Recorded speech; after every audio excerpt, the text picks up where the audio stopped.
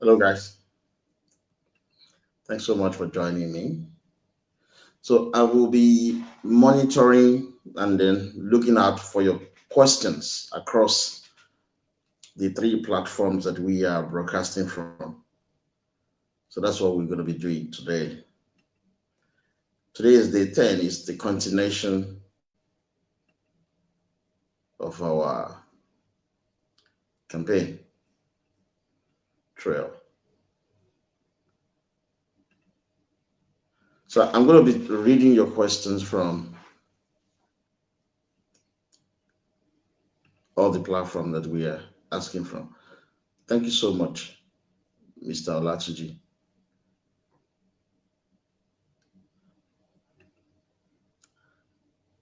Good afternoon, sir, Mr. Clement. I can see. I can see your comment.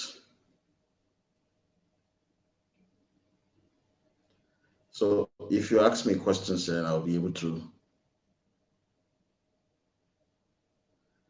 Yeah. Thank you, Madam Adebuari, for joining us. I read some of the things you wrote about me yesterday. Yeah. So what I'm going to do this afternoon, I'm going to read through your questions, then I'm going to answer them. But I have 1 or 2 things to say. One is that there is a new finding that we have just discovered over the week. You remember we raised the issue around our ports in Lagos, Apapa Wharf. Many of you might not be aware of this. Apapa Wharf was built in 1913, before Nigeria was created in 1914. The Yoruba built Apapa Wharf. It is also our money, revenue generated from Yoruba land, that were used to build Tinker Port. You will agree with me that the Lagos State government is also building the Lekki Deep Sea Port. Ondo State government is building the Ondo Sea Port. And then I believe in due course, the Ogun State government will build Awolowo's port as well. And then the Shekiri people deserve a port, which I believe is on the pipeline. But the Apapa Wharf, we built it, we Yoruba. During the regional system of government, Awolowo wanted to build port in Koko. Koko is in Ishakiri. So the engineers that were invited to do visibility study said to Awolowo that the port will not be viable as at then. Awolowo has already sourced for £100 million to build the port in the 50s. So what Awolowo did was to divide the money into 2. The first 50 million was earmarked for the reconstruction of Apapa Wharf and refurbishment of the port to the standard that you see today. The remaining 50 million was shared between the Edo, the Hurobo, and the Shekiri people. So that was what Awolowo did then. So the port belonged to us. It was in 1975 that Muritala and Obasanjo came in and took the port away from us. There is a decree that took the ports away from us. So that was how the federal government appropriated the ports from the Yoruba nation. So we said to you that it is Igbo and the Hausa Fulani that are predominantly working in that port that belongs to the Yoruba people. So, but our own people, they are all over the world working like slaves. We exposed to you that an Hausa Fulani lady, Adiza, she's the managing director of the port. And then a few weeks ago, they appointed the chairman for the port, an Igbo man. They gave him a Yoruba name, call him Akinwumi. But he's an Igbo guy.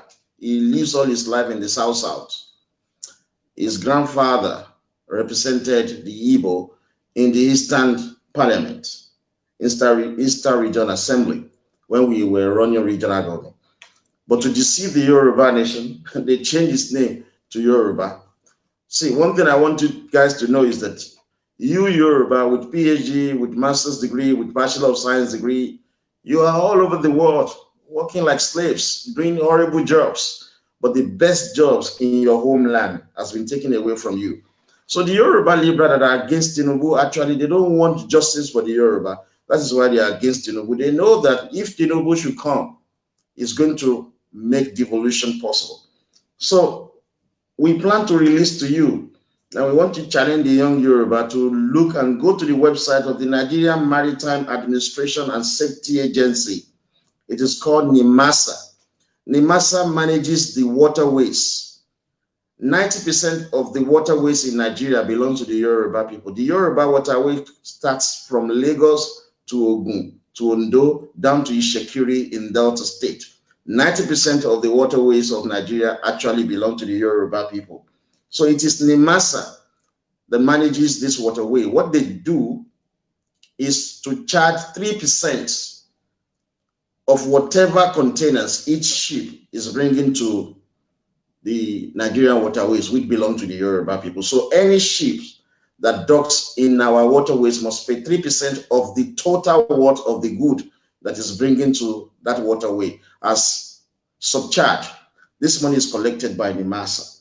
This money ought to have been used to provide health care for us in Yoruba land because it is ours. The waterways belong to us. It is the free gift of nature given to the Yoruba people. God Almighty also gave land to the Hausa Fulani people. We don't control their land. But if you look at NIMASA, it is Hausa Fulani and the Igbo who are in charge of that. That's why our people don't have jobs. That's why our children are doing Olosho. That's why our boys are doing Yahoo Yahoo. Because all the jobs in Yoruba land has been appropriated by the Hausa Fulani and the Igbo. Dr. Bashir Jamal is the Director General and CEO of NIMASA. He's an Hausa Fulani guy. Right Honorable Victor Onyekachi Ochi is the second in command. He's the Executive Director, Maritime, Labor and Cabotage Services for NIMASA. It's Igbo. The third in command is Mr. Chudi Ofodi, Executive Director, Finance and Administration of NIMASA. And the fourth in command is Mr. Shehu Ahmed, Executive Director of Operation NIMASA. These are all foreigners. You Yoruba, you are washing toilets for the English in England. You are working as security guard for them. With your qualitative education, you work as supermarket cashier for the English. You are the car park attendants. On their street, you help them to park cars. You do horrible jobs. You earn ridiculous amount of money. Foreigners, Igbo and Fulani are in your space, appropriated all the jobs that are meant for your own children. So they destroy regional government so that they can destroy us. That's why we are interpreting the constitution of Yoruba land. And I've said to you that any nation or region, be it region or nation that has a constitution, means that they are independent. Yoruba, we were independent until the Igbo came in 1966 and killed our leaders and suspended our constitution. This is what we're bringing back to you. So you see, they control our ports, they control our waterways, Igbo and Fulani. You see, every time you see Igbo antagonizing the Fulani in public, blaming the Fulani that the Fulani are killing people, condemning Buhari government, in private, they are pumping champagne. Hausa Fulani and Igbo, when they go into their recess, they are laughing at us because what they do outside is pure gimmick. That is why you will never see any Igbo citizen, whether dead or alive, in support of a conservative Yoruba to be president of Nigeria. That is, they know. If Tinubu becomes president of Nigeria, you think that Nimasa, that belongs to the Yoruba, will be managed by the Igbo and Fulani? No. You think if Tinubu becomes president, the ports in Lagos that belongs to the Yoruba will be under the Fulani and Igbo? It's not possible. You think if Tinubu is the president of Nigeria, our 11 custom commands, we have Apapa Custom Command, Lagos Island Custom Command, Tinker Port Custom Command, Tinker Port 2 Custom Command, Lagos International Airport Custom Command, Seme Custom Command, Ogun Custom Command, Oyo Osun Custom Command, Ondo Ekiti Custom Command, Kwara and Kogi Custom Command, and Lipond in Lagos Custom Command. We have 11. Go there. It is Hausa, Fulani, and the Igbo that are predominantly employed there in Yoruba land. Our children are doing Olosho. Our children are doing Yahoo Yahoo. In Hausa, Fulani land, they have custom commands too, 3. They have 3 custom commands. Go there. It is still Hausa, Fulani children that are employed there. But they have taken the job from you. So they push you to America to go and be doing horrible menial jobs. They push you to England so that their police can harass us and threaten our life. And we will be shaking. We'll be applying for asylum everywhere. In Germany, we are applying for asylum. In France, we are applying for asylum. In England, we are applying for asylum. In Canada, we are applying for asylum. Yoruba people. In America, we are applying for asylum. Why are we applying for asylum? It is because of the unitary system that has taken all the jobs away from us. It is because of the unitary system that are controlling our tax revenue. Been saying for years that we pay taxes in Nigeria. Look at what they are doing with the taxes they collect from your bank accounts. People don't know that they pay taxes when you go and buy data for your phone. They collect VAT.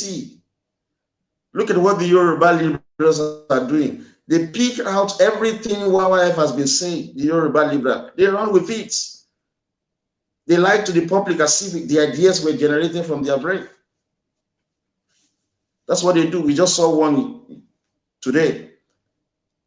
He wants to be governor of Lagos State.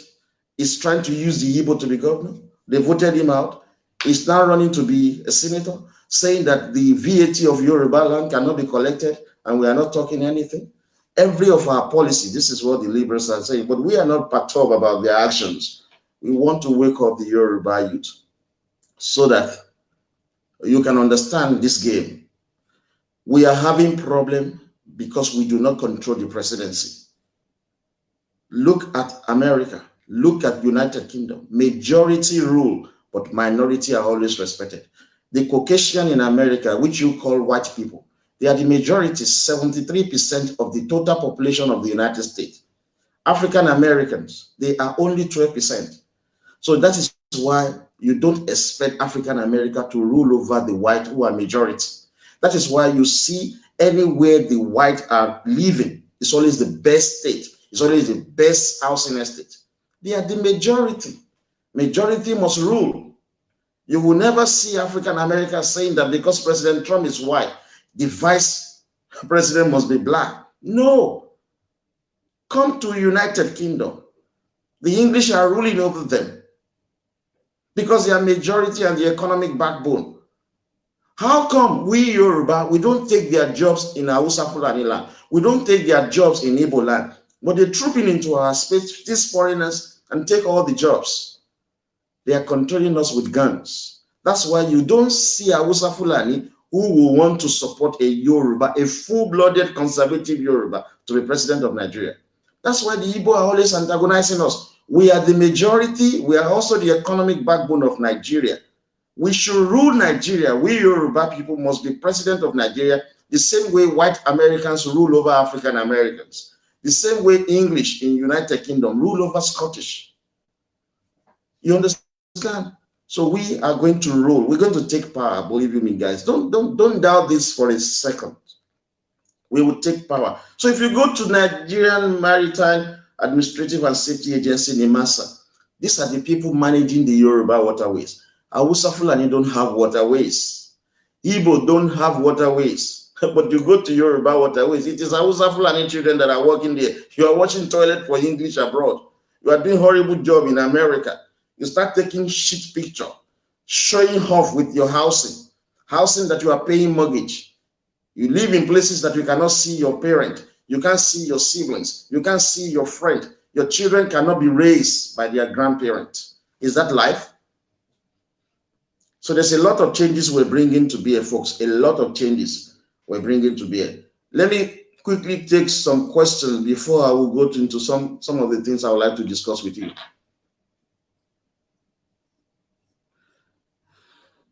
No. Let me address Mike. Mike, you said historically, Edo land is an expansion of Yoruba land, but Yoruba nation have not taken the mantle of leadership since 1966. So it is now left for Edo to decide. I think you're wrong, and I will address that. Yeah, Edo land is not an extension of Yoruba land. The Oba of Benin is the grandson of Oromiyan. When the Benin people were having problem, they invited Oromiyan from Ile-Ife. Oromiyan married a Benin woman, and that woman bore him a son, Owomika. And Oromiyan left them with his son to be ruling as Oba of Benin. That is the relationship we have with them. Edo State, Edo land, or whatever you call it, is not an extension of Yoruba land. During the regional government, there was a crisis. The Oba of Benin was saying that because after Oromiyan left Benin, he went and founded Oyo. Then he returned back to Ile-Ife, where he became Oni and died. During the regional government, the Oba of Benin was saying that because the Oba of Benin said that he, Alaafin and Oni were all descendants of Oromiyan, that he is the senior because Oromiyan left Ife. He wasn't the Oni of Ife then. He was just a prince. He had other siblings. So he left Ile-Ife to Benin and had a son.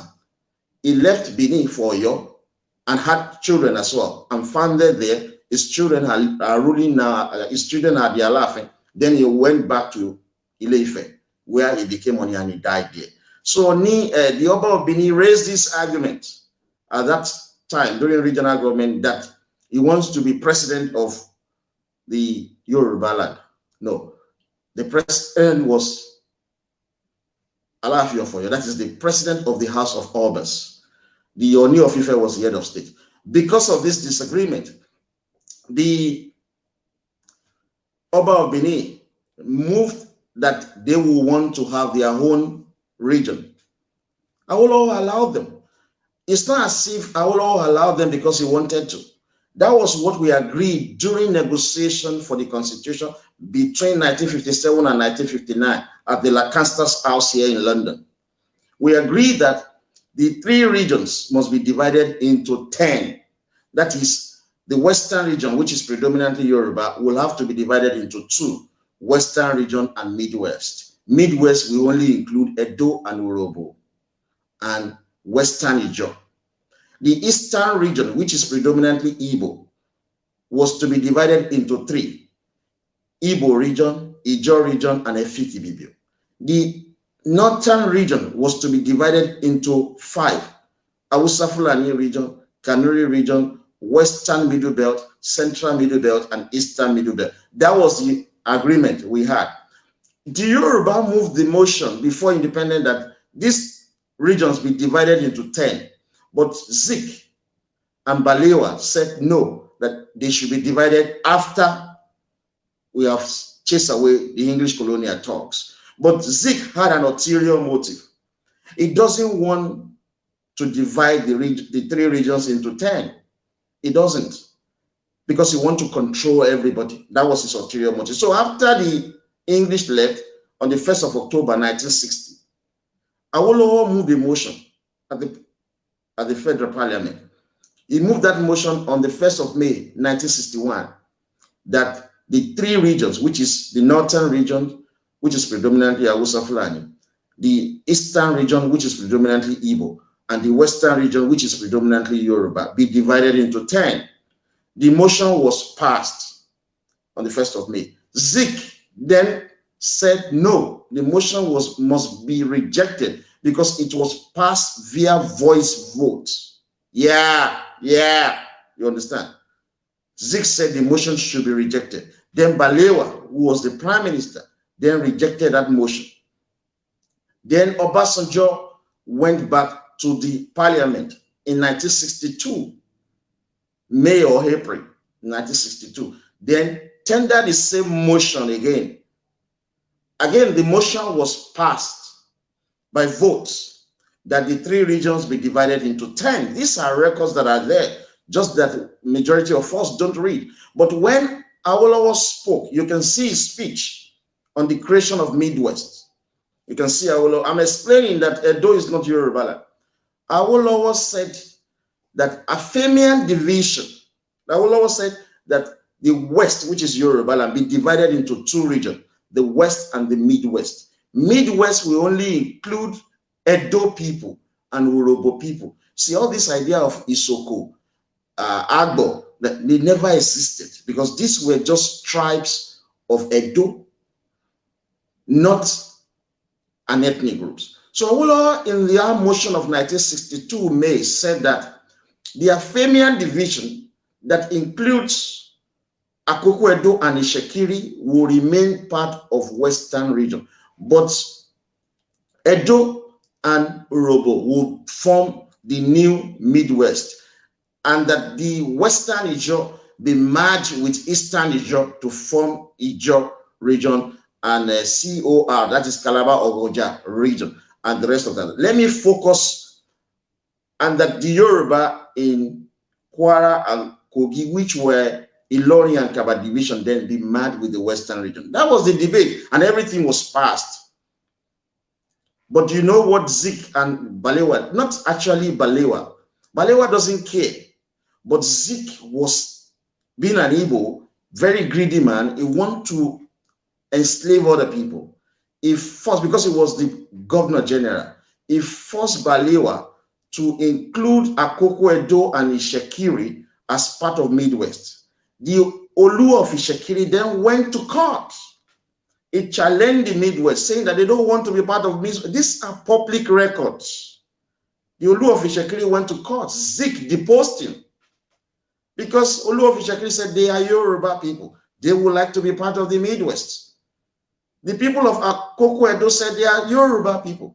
They would like to be part of the Midwest. Because we don't have power at the center at that time, Zik and Balewa forced Akoko Edo and Ishekiri to be part of Midwest. So the questions you said, saying that Akoko Edo, saying that Edo land is an extension of Yoruba land, I think I disagree with that because it is not.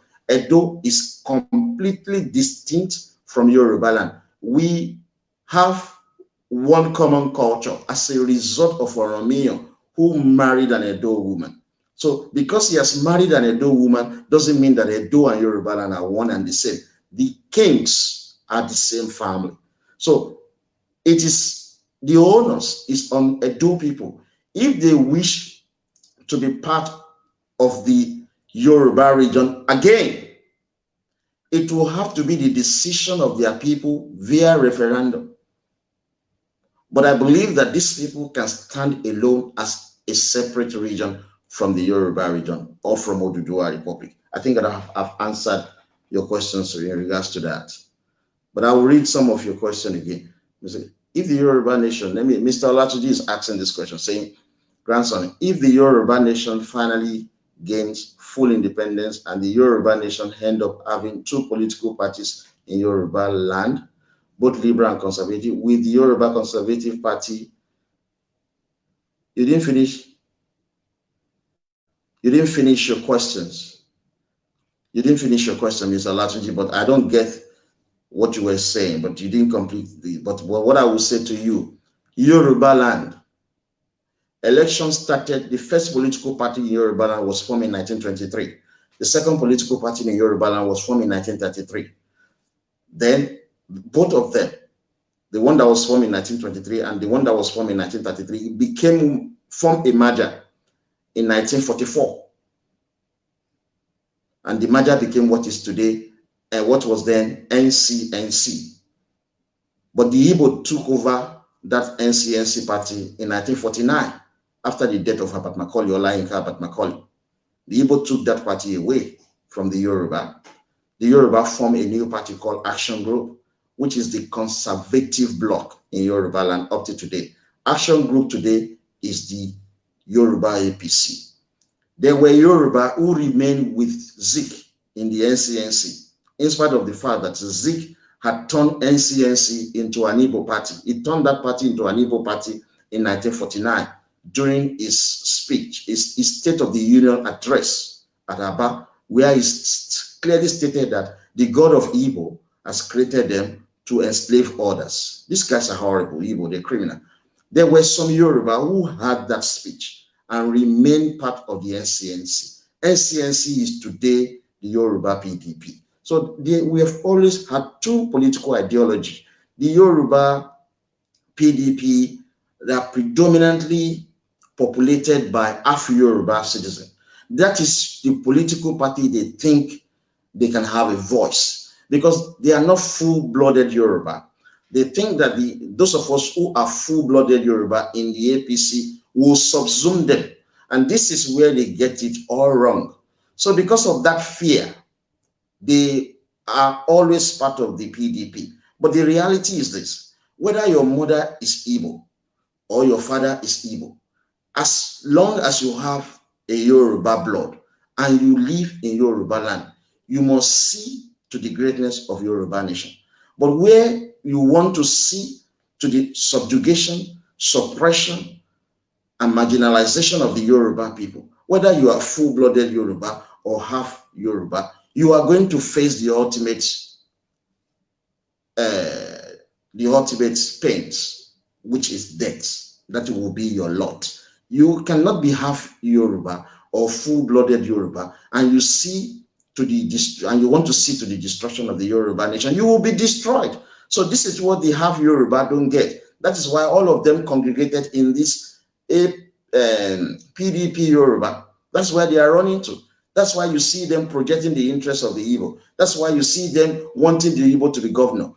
Why? They want to protect their own interests. So those of us who are full-blooded Yoruba, we have children too. We should be able to protect our own future. So that's why we're going to give it to them. So Mr. Olatunji, there will always be two political ideologies, at least.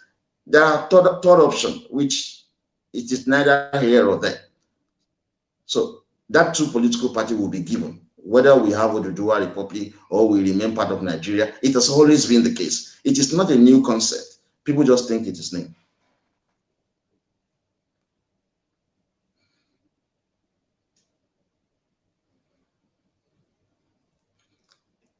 Sorry, Mike, I think you're making a mistake about this. You said that there was Ogosi that founded Igodomigodo that came from Ife. No, you're wrong. Ogosi never came from Ile-Ife. They never came from Ife. They were the indigenous people of Edo. Oromiyan met the Ogosi dynasty in Edo, at Edo when he came. So they were having problem. All of them ceded their power for Oromiyan, the Ogosi. The Ogosi were actually the natural ruler of Edo people. They gave their power to Oromiyan, gave their daughter to Oromiyan. Oromiyan and the daughter of Ogosi had a child, Owomika, which is a Waymaker or something, had a child, and Oromiyan left them so that for that child to be their obas. That is it. So I know some people who are from the Igodomigodo dynasty are raising issue about this current oba. They don't actually need it because many, many years ago when they had problem, they were the people who allowed Oromiyan to marry their daughter, and they had a union. And the product of that union still rule Edo today. So it is something that it is left for them. It is not for we Yoruba to get involved in all of that. So you get it wrong again, Mike, that Ogosi that founded Igodomigodo never came from Ile-Ife. They never came from Ile-Ife.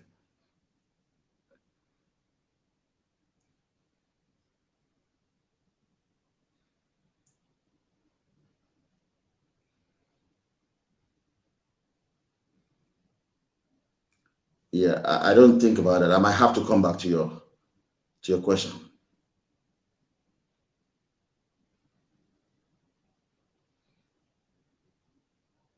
Yeah, Mr. Olatunji, you are asking, will the conservative Yoruba party have their own 1922 conservative Yoruba committee like the English Conservative Party? See, this is what a lot of people don't know. They condemn godfatherism, but godfatherism is everywhere. It is in America, it is in England. These two nations, I do know. If you have read Obama's book, My Odyssey or something like that, he clearly stated that before he could become an ordinary senator in America, he had to lobby the godfathers. Then he became senator. It is the same process here in Britain. Before any individual members of the conservative can become the prime minister, he will have to lobby the 1922 conservative committee. The 1922 conservative committee of the Conservative Party, the chairman is very powerful. He's their godfather. He picks and chooses who becomes their prime minister at will, yet he has never been. So the idea that godfatherism is bad is rubbish thinking.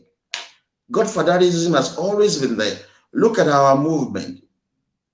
The leaders of the APC, they know that we support APC Yoruba. They know that we even antagonize them on occasions. They know that we don't like the Fulani. They know that we don't like the Igbo. They reckon with us. They use our ideas and our ideals, but they don't necessarily have to give credit to us because we have been public about our association with the party. They know me. They know some of our guys. We're having local government election in Osun State. 2 of our members are contesting in that election. YYF member, one of the executive of YYF is contesting in that election, and we're going to win. And people just undermine us when I said that you need to start politics from the bottom up. You don't just decided one day, you just wake up from nonsense and say you want to be governor, you want to be senator, you want to be president, like idiot show or I was saying. How can you say you want to be president of Nigeria? You just wake up from the wrong side of the bed, collecting money from people. We missed it. We missed it in Ekiti State. YF member ought to have contested the local government election in Ekiti State, but at that time, we were still very confused about the stupid Metropolitan Police who arrested me for terrorism and charging me for racial hatred now, after they dropped the allegation of terrorism. You understand? We ought to have arranged ourselves, but we took advantage of the local government election in Osun State and encouraged our leaders and our party members to get, and we're very glad that the APC gave us the tickets. We be very open. We don't have to lie. You can't get to the Yoruba Republic without playing politics. You need the best of your brain in power so that they help to give you a better future. You don't bring illiterates, idiots, unintelligent people and vote for them. They will not do anything. They will be sleeping with different women all over the place. Look at Dino Melaye. Look at how he's amassing wealth and he's showing it off. Politician. No, this is not the kind of people that you bring. You think that the APC guys are not as wealthy or even more wealthy than Dino Melaye? You think that they will be showing off such to the public when people are living in miserable life, wretched life? Poverty is killing all of us. But the guy never believed that he could be a member of House of Representatives, talk less of being a senator, so that's why he's messing up. So what you have asked is that godfatherism is not bad. It's not. That's one thing that has worked for great parties. Look at what happened in South Africa when the Afrikaners decided to relinquish power. You know, these guys are minority. People don't know that Afrikaners are English and Dutch from Holland, which they call Netherlands. So they left their respective countries, came to South Africa, became one Afrikaner, and started killing black people, ruling over them in what we call apartheid rule, which simply means minority rule. But after a while, they realized that they can't do it so much any longer because the world is asking them to go.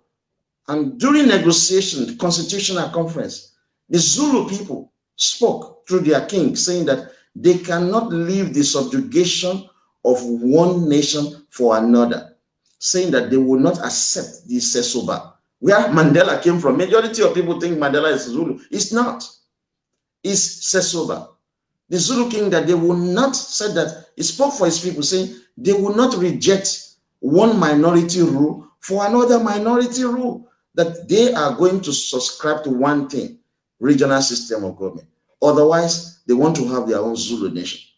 That was how they had their own region. KwaZulu Natal region. It is for Zulu people. They control it. They have their own premier, controlling their health, controlling their own education. The Sesuba people, where Mandela came from, where Thabo Mbeki came from, have their own space, governed by their own premier. So you see, the Zulu king is like the godfather. He tells all the people that are going to go into government. So you don't condemn godfatherism. The English are practicing it, the Conservative Party. 1922 committee. I've always been telling people about this. So you don't condemn. If I'm allowed to come home now, I will have to go and lobby all the APC leaders, because my interest has always been to contest to be Prime Minister of Yoruba land under regional government, or Prime Minister of Oduduwa Republic when we are an independent nation. And we've been very clear, we cannot get ordinary regional government without us controlling the presidency of Nigeria.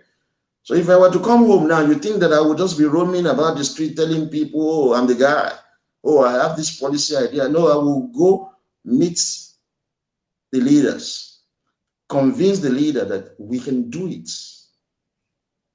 And if they think that we can do it, they will embrace and accept us. Godfatherism is good, guys.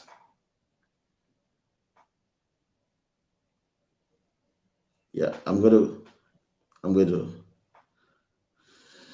Grandson, if there is no clear-cut winner in the Yoruba national general election between the Conservative and the Liberal Party, is it possible for both political parties to form a coalition government? Why are you asking me, Mr. Olatunji? You know this as much as I do. If we run parliamentary system and we have hung parliament, meaning that there is no clear winner, then both will have to form coalition government. That was what happened in 1959. The NCNC, which was the Yoruba party, won the majority, but it has been appropriated by the Igbo. The second position was Action Group, and the third position was the Hausa Fulani party. So naturally, the first and second position were expected to form a coalition government because they were the one who had the majority public votes.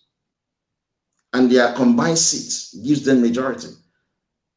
But the English compelled Zik to form coalition with the Hausa Fulani, because the English have never liked the Yoruba. That is the truth. That's why we are teaching young Yoruba diplomacy now, reciprocity. You treat people the way they have treated you.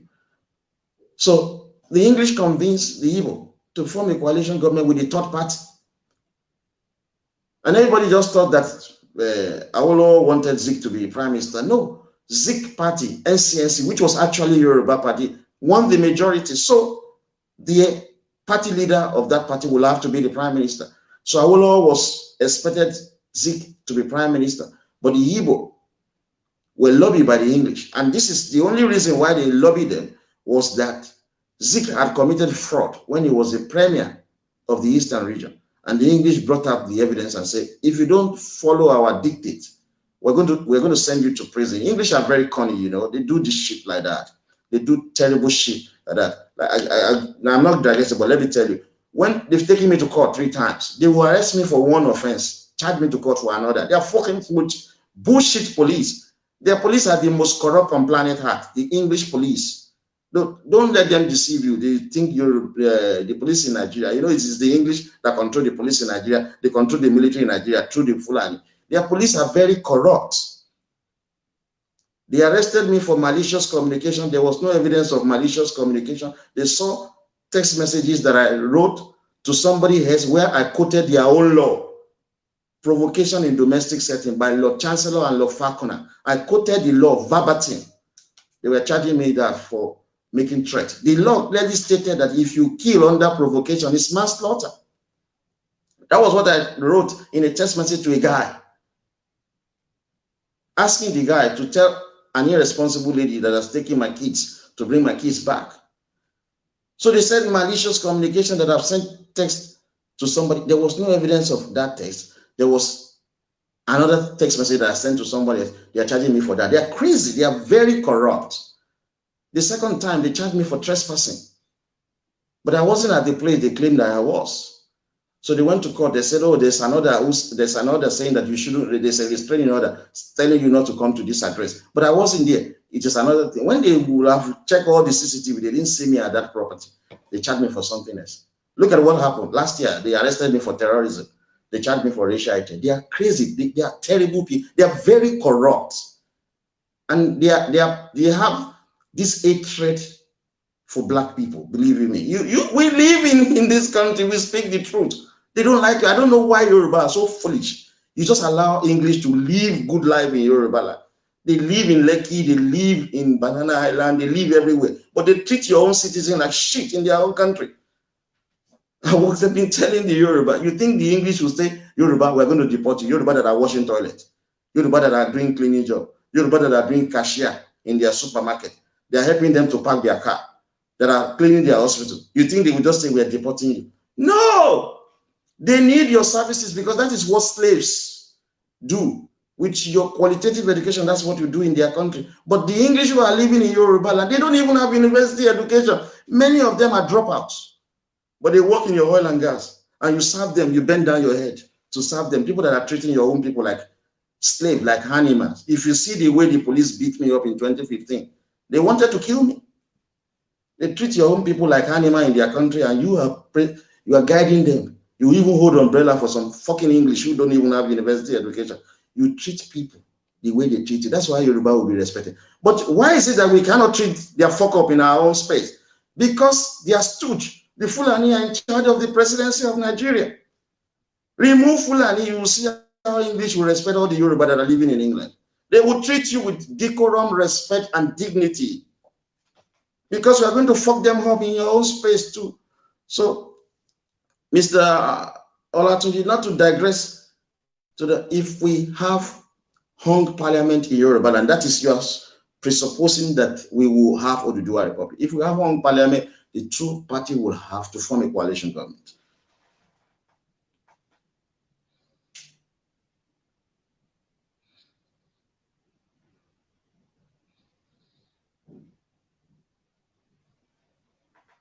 Look, Mike, I don't know where you are getting your information from. You said the first Ogosi is an Ife man. There's not like that.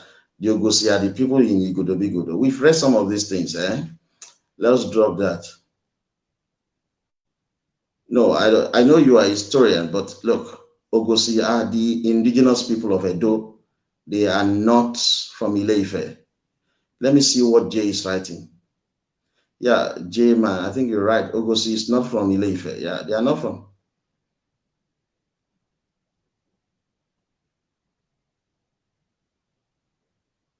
Okay, let me try and get some other questions before. Igbo, I'm not going to answer your questions.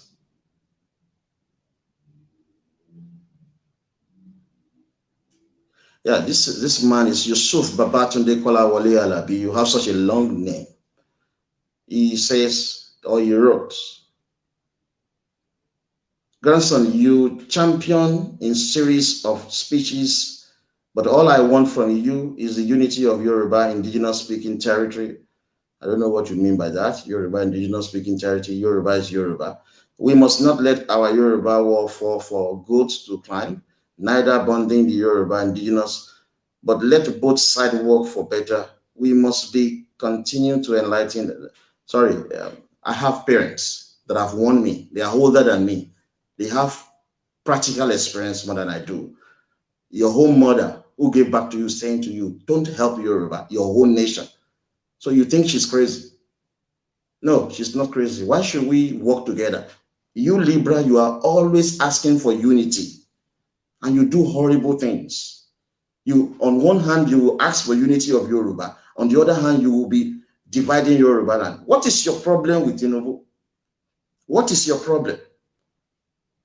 Just this morning, our director of intelligence wrote a post saying that in 2019, Pastor Adeboye, a Yoruba citizen and the voice of the Pentecostal Yoruba Christians, He went to Oni of Ife Palace to see the head of state of Yoruba land, Oni of Ife. He did not prostrate for Oni of Ife, Pastor Adeboye. As a matter of fact, Oni of Ife left his own stool and asked Pastor Adeboye to sit on that. But horrible liberals, did you call that sacrilege? Did you condemn Adeboye for that? Did you condemn Oni for that? No, you are horrible. Don't tell me about unity. I don't believe in it. When my mother is saying, don't fight for the Yoruba, ignore Yoruba. Yoruba are too evil to themselves. And we said to her, Mom, it is not so. Yoruba who are evil are liberals. They are half Yoruba, half Igbo, or half Yoruba, half Fulani. These are the problem of the Yoruba nation. We have identified that and we are resolving that. So you did not condemn Adeboye. You did not condemn the action of Oni. I want you guys to help us to circulate the pictures if you have a copy. Pastor Adeboye sat on the stool of Oni of Ife. If Tinubu had done that, you would have been saying horrible things about him. I'm not advocating for the unity of the Yoruba, because if Yoruba, Liberal, and Conservative should come together, it will be a means for the Liberal to decimate the Conservative. We must stay apart. You do your own things, we the Conservative will do our own things. That is my principle. That is what I believe. And I've learned that from my parents. My parent now agrees with me that you must only work with Conservative. The moment I obnob with Liberal, because believe me, I'm going to be destroyed that day. Look at what is going on to me. All of this Liberal that you see on Facebook, particularly in England, they have always been watching my video. They copy a lot of our research work. I want to sell it to the public as if they have the brain capacity to do it. They don't. Everything we've been saying as a movement, and me in particular as the president of the Young Yoruba for Freedom, Liberals are copying them word for word. We are even accusing one Are Kunomi Kakamfu. We don't even know who that guy is. He will steal my post, steal the post of other YYF member, paraphrase it, and sell it as if it is own ingenuity. No, this is what these guys are doing. Is this kind of people that you want to work with? Look at the way and manner they say to you, we want the unity of Yoruba. Horrible people, Liberals who have Igbo fathers. No, I don't believe in the unity of the Yoruba. I believe that there must be two political ideologies. Liberal, continue to do your horrible things. You can't win election in Yoruba land. What I'm expecting the conservative APC Yoruba to do is to go into the interland in Yoruba land, into our towns and villages, build houses for them, provide affordable accommodation for them, do the roads there, give them infrastructure. These are the people that will deliver the vote for our party. Give them health care, provide security of lives and property. Let these people in our villages, in our town enjoy. The Liberal are living in the city. Let us de-emphasize developing the city every now and then. The governor of Lagos State should look at it. The governor of Ondo State, the governor of Osun State, the governor of Ogun State, they should go into the hinterlands, give development to this area. These people are conservative and they are suffering. We cannot be pleading with them every 4 years. They would naturally vote for our party when we have given them what they want. But there's so many little things we can't do until we take the presidency. So that's why we're saying to young Yoruba, you must deliver that presidency for Tinubu, and after that, we start protesting. That is what we're doing, guys. Don't make mistake. We are going to use street protest, which we call organized violence, to deal with Tinubu's presidency. I'm a politician. I'm telling you the truth. If you vote for a political party or a politician, and the moment is declared winner, and you go to your house to sleep without asking for legitimate thing that you have voted him for, he will be running around with different women, traveling, amassing wealth. But the moment you vote in a politician, you start asking for what you want, because the politicians are not using their personal money. They are taxing you. They are using your collective wealth, which is your waterways, your land, your revenue. These are our collective wealth. The politicians are using it. They have hold of that. If you don't protest to tell them this is what you want, they will be spending your money for something else. So we are putting Tinubu there. We're not celebrating after that because there's nothing to celebrate. We have a lot to do. So we put Tinubu there. We shut down Lagos International Airport. I hate the word Muritala Mohammed, Fulani name. Look at all the airports in Nigeria, name after people, but our own name after foreigner. So we put Tinubu there. The following day, we're at Muritala Mohammed. We're shutting down that airport. There will not be flights. We're at Muritala Mohammed. We go to Lagos Stock Exchange. We go to Apapa Walk. We go to Tinker Port. We shut down everywhere in Lagos. And Tinubu is not going to start killing you like Buhari. If you put Igbo as the president of Nigeria, you do nonsense. He's going to just kill you. Buhari will kill you. Nothing will happen. He has been killing people. Nothing will happen because we are a multicultural society. But you will never see Buhari kill his own people. When Jonathan was there, did you see him killing his own people? Jonathan was killing people in Kanuri land. He was killing people in Middle Belt. But when you have Obasanjo as president, he killed people in Odi, in Ijoland. He killed people in Yoruba and OPC. He declared war on OPC. He was killing them, shoot on sight, order. That shows to you that Obasanjo is not a Yoruba man. Do you see Buhari killing his own people? So when we put Tinubu there, we are protesting straight. We're shutting down Lagos. That is when Tinubu will devolve power. That's what we're asking for. So you put Tinubu and you are celebrating, popping champagne. Fulani will be on his neck. So don't make mistake. So Mr. Yusuf Babatunde Kolawole Alabi, stop talking about unity. No, stop talking about it. Look, we are doing personal research. We know all the liberals in Yoruba land that are very vocal. Majority of them, if not more than 75%, they are half Yoruba or married to Igbo. So don't tell us about unity. You continue to condemn Tinubu every now and then. You say, we want the unity of Nigeria, you liberal. Do you see conservative hammering on unity? No, we just work for the people. We roll. We're coming up with ideas and ideals. Shame on all of this liberal, ordinary young Yoruba for freedom, movement of young people. We are funding ourselves, yet you are stealing our ideas every now and then. You can't do anything on your own. So guys, I don't believe in the unity of the Yoruba with the way and manner the liberals are doing.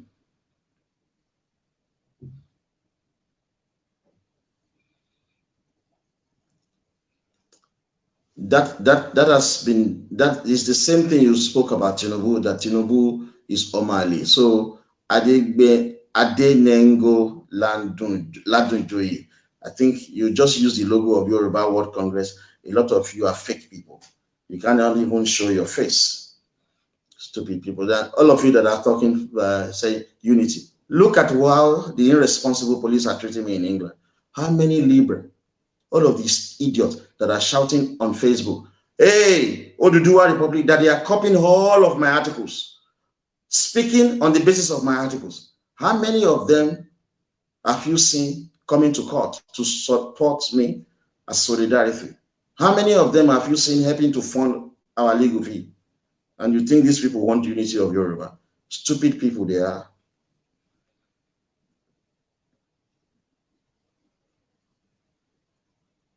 Sorry, I can block you. This guy, I can block you. Ladunjoye, if you abuse Tinubu again, I will look out for your this thing. I can block you because I'm sitting in front of the computer. I'm like an administrator too. I can block you. I think I've seen a lot of your message. I think I should block you. I think I've seen a lot of your message. I think I should block you. And if I have been unable to do that, you are irresponsible. You're just abusing Tinubu. That's what you do.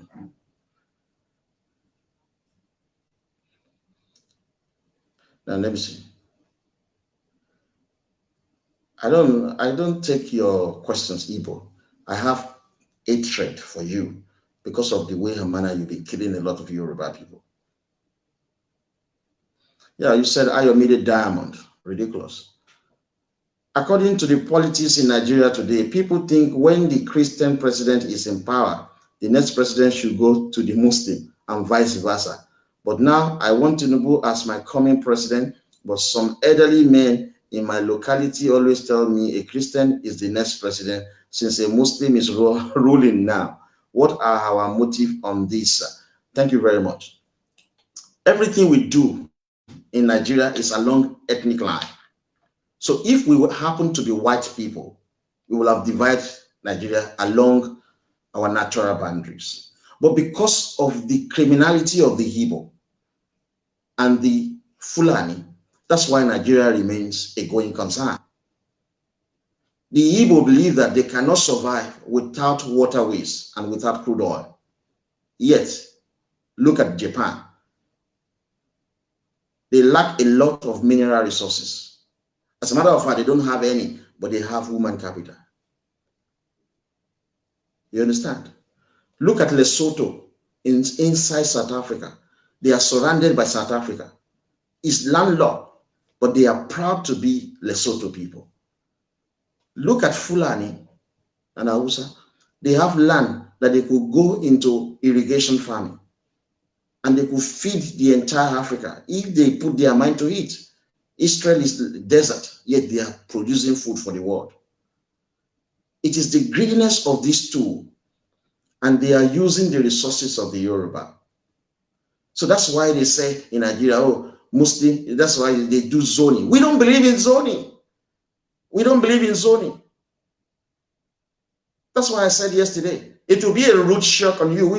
There will be a lot of constitutional crisis, because you can end up to have Yoruba as president, Yoruba as vice president. You will have to go to court to challenge all of this. We're going to take advantage of this horrible executive president that the Igbo and Hausa Fulani brought upon the Yoruba people. Everything we do is along ethnic line, yet Igbo and Fulani don't want us to go back to regional government. If you look at the churches formation, it's along ethnic line. Igbo have their own churches. Hausa have their own churches. Yoruba, we have our own churches. If you look at banks, financial institutions, it is along ethnic line. Yet, rather than for us to devolve power to the ethnic regions so that each region can control themselves, the Igbo are saying no. The Hausa Fulani are saying no, because they are using Yoruba wealth. We've just told you that Nimasa, the people that manage the Yoruba waterway, they are Hausa Fulani and Igbo. What am I doing in England? The people who manage our ports in Lagos, Yoruba land, they are Hausa Fulani and Igbo. Look at the way and manner stupid English police are treating me in their country, because they think that I don't have alternative. So they can always put me in handcuff, send me in front of a judge, take me to Crown Court every now and then, like if it is a movie. They're stupid because they think that I don't have alternative to their country. And it is these people who are supporting Fulani with military weapons to destroy Nigeria. That's why President Trump said Nigeria is a shithole. You think that if we go back to regional government, 70% of the Yoruba living abroad with their brain will come home. Everything we do in Nigeria is along ethnic line. Yet, instead of us to divide the country along our natural boundary, we just be neighbors, be friendly, finish. But Fulani will say, no, one Nigeria. Igbo will say, no, one Nigeria. They are the people who created one Nigeria, because Nigeria was 3 at independence. We agreed for it to move to 10 regions. 1966, Igbo and Fulani forced it to become one. They forced it. Now they said to you, oh, it is the turn of the Muslim today. It is the turn of Christian tomorrow. Why don't you divide the country? Look at the Igbo leaders. They said that we should have rotational presidency. That because Yaradua died, the Igbo said, let us rotate the presidency. Now you say to these people, you want to rotate the presidency. Why not break the country so that you go and rule yourself fully with no rotation? They will say, no, it is one Nigeria. It is one Nigeria because you are stealing the wealth of the Yoruba people. That's why they're saying one Nigeria. The Igbo even say we should have 6 vice presidents. So if Buhari dies now, the vice president from Hausa Fulani will take over from him. What kind of human being are we as a people? These people are greedy. That was why we read Awolowo's speech he made 53 years ago yesterday. He said the Igbo and Fulani lack three things: vision, realism, and unselfishness.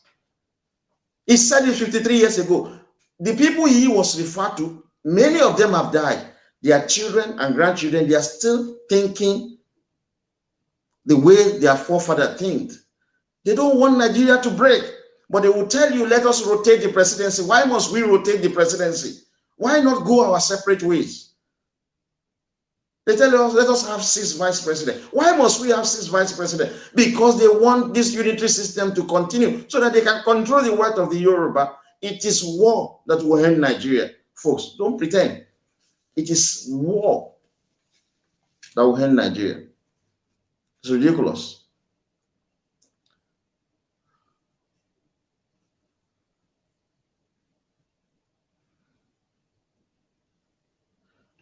I'm reading the questions from those.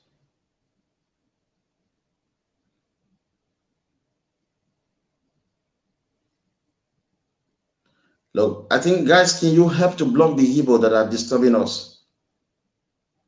They are criminals. And if they are flagging, there's so many angry faces. I don't know how to block this.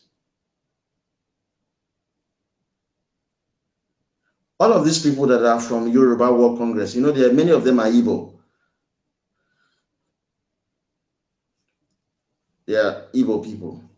And let me go back to YouTube and take your.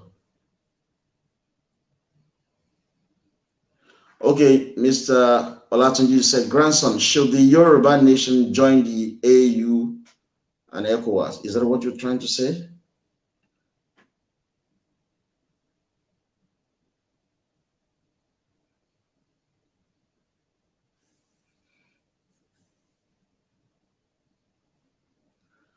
What are you talking about? Okay, Mr. Olatunji, let me take another. He said, grandson, under the Yoruba nation government, are you going to honor the top Yoruba military commander like Brigadier Ogundipe, General Benjamin Adekunle, Brigadier Ademulegun? Thank you so much, Mr. Olatunji. You seem to be asking me. I have a prepared statement I would like to make on the 2020 Yoruba National Day. And let me quickly address that. Why? We have a number of people that are watching us now. Sorry, 134 years ago, the Yoruba ended the longest civil war on planet Earth. We fought and killed ourselves for 16 years. We're of the same blood, we're of the same language, we're of the same culture, we're of the same tradition, we are of the same norms and value system as Yoruba people. But we kill ourselves for 16 years in a war that has been titled Kiriji War. That was 134 years ago. Under our movement, the Young Yoruba for Freedom, in conjunction with the Movement for Oduduwa Republic, led by George Akinola, we started publicly celebrating the end of the civil war in Yoruba land. So the liberals, they have appropriated our ideas and initiative. That's what I said to you. The liberals, they have never acknowledged the YY. As a matter of fact, they hate us. But every time they come around to watch my video, every time they go into my private blog, where people don't even know, I put a lot of my ideas that I've published, and those have not even published there. They go and take everything and want to sell it to the public as if it is their initiative. They don't have that brain. So this idea of the Yoruba National Day, we made it popular. 2014. We asked people to let us celebrate this, to go to Okemesi. The Liberals are celebrating it now. I don't know why the governors in Yoruba land who are conservative have not come out to celebrate this. They've done so in the past. They've done so in the past. So I have seen the leaflet from the Liberals saying that they want to celebrate the 2020 Yoruba National Day, which we made popular, because people have ignored this. We made it popular in 2014, and we have carried on this. We've been there ourselves. So I want you guys to join in that celebration. Forget about that the Liberals have appropriated it because they are trying to undermine Tinubu presidency and his prospect to be president. Let us ignore that for the time being. But we have to join forces with them to celebrate the 2020 Yoruba National Day. It will take place at Okemesi in Ekiti State, and I hope that Governor Kayode Fayemi will participate in that, because regardless of regardless of politics, this is what happened 34 years ago, in which Yoruba killed themselves. We had the longest civil war on planet Earth. But we are likely going to have another civil war starting from October 1st, 2020, because of the irresponsible nature of the Libra, who want to go all out to protest against Tinubu. They always blame that guy for all the irresponsible action of Buhari. They blame Tinubu, yet he's not president, and they don't want him to be president. So we're going to start another civil war from October 1st. But we have to celebrate with the Libra what they have done. Now, you know this is my latest book anyway. I wrote it in 2017. I ought to have released another book last year. It is called Organized Violence. The police seized it because it has the name Organized Violence with Gun. You understand? They seized my transcript and they have not released it for me. But the last one that I wrote this, the title is The Commonwealth of the Yoruba Kingdom. That's actually our name. People shorten it for Oduduwa Republic or Yoruba Nation. This is actually our name. This is the instruction of Oduduwa to his children to expand and found other empire. So we are a Commonwealth of the Yoruba Kingdom to found other kingdom. If you look at page 34 of my book, page 34, under the central government, section 4, you will see that we gave special recognition to the end of the Kiriji War. The Kiriji War ended 23rd of September 1886. Now, if you look at page 34, under the central government of Nigeria, section 4, I was referring to the Constitution of Yoruba written by Bola Ige. Under section 4, it says, elections into the parliament shall be held on June 12th of the election year. So if we have Oduduwa Republic now, we are going to be conducting our election every June 12th, whether it is Sunday, whether it is Saturday, Friday, or Monday, we care less. But that is the day we will have the election into the parliament.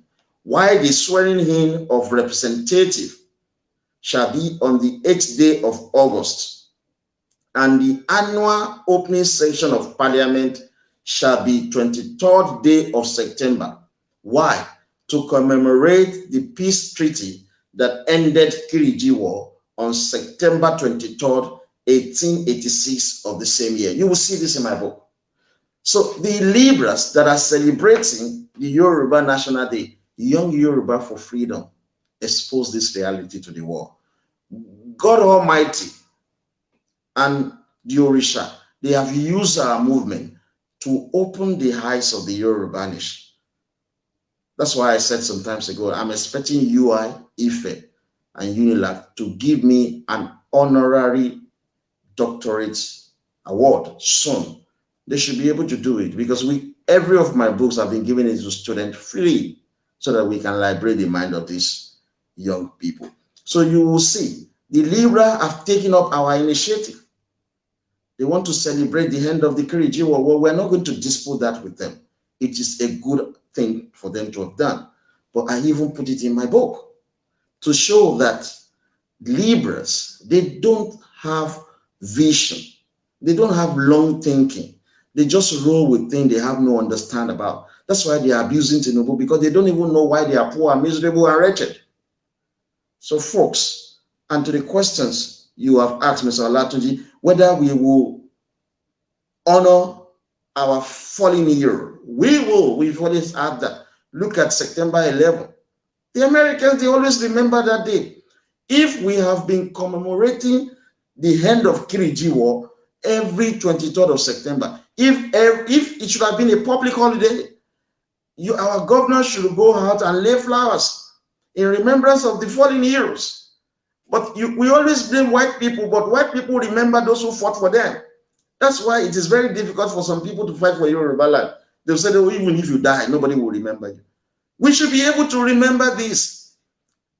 23rd of September 1886, that was when we ended the war in Yoruba land. We killed ourselves for 16 years.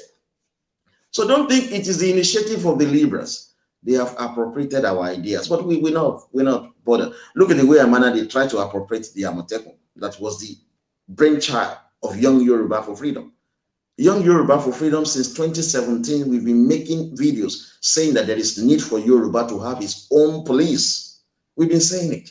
And the conservative governor embraced that idea and gave you Amotekun. I gave myself credit for that. It was my idea. We conceived it because our mind, brain, and everything is still fresh, and we're thinking for the Yoruba nation. So this celebration of the end of Kiriji War was what we made public. And we want the conservative to participate along with the liberal in this celebration. So don't ignore the fact that these guys are liberals, that you shouldn't participate. You participate. But I want to say to the liberal, you are going to start another civil war on the 1st of October, because I have spoken to those who are going to manage the case, the crisis that we're going to cause for you in Ibadan, because we want to fight you.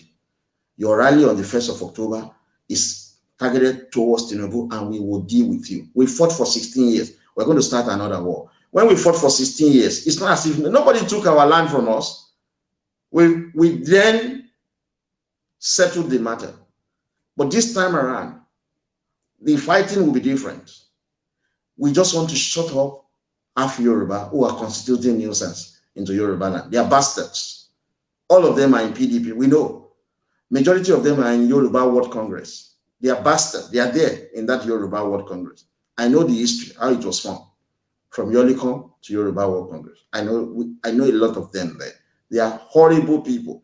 The only thing that they have in common is hatred for Tinubu. So while we will celebrate this on September 23rd, just ignore the fact that it is the liberal that are circulating it.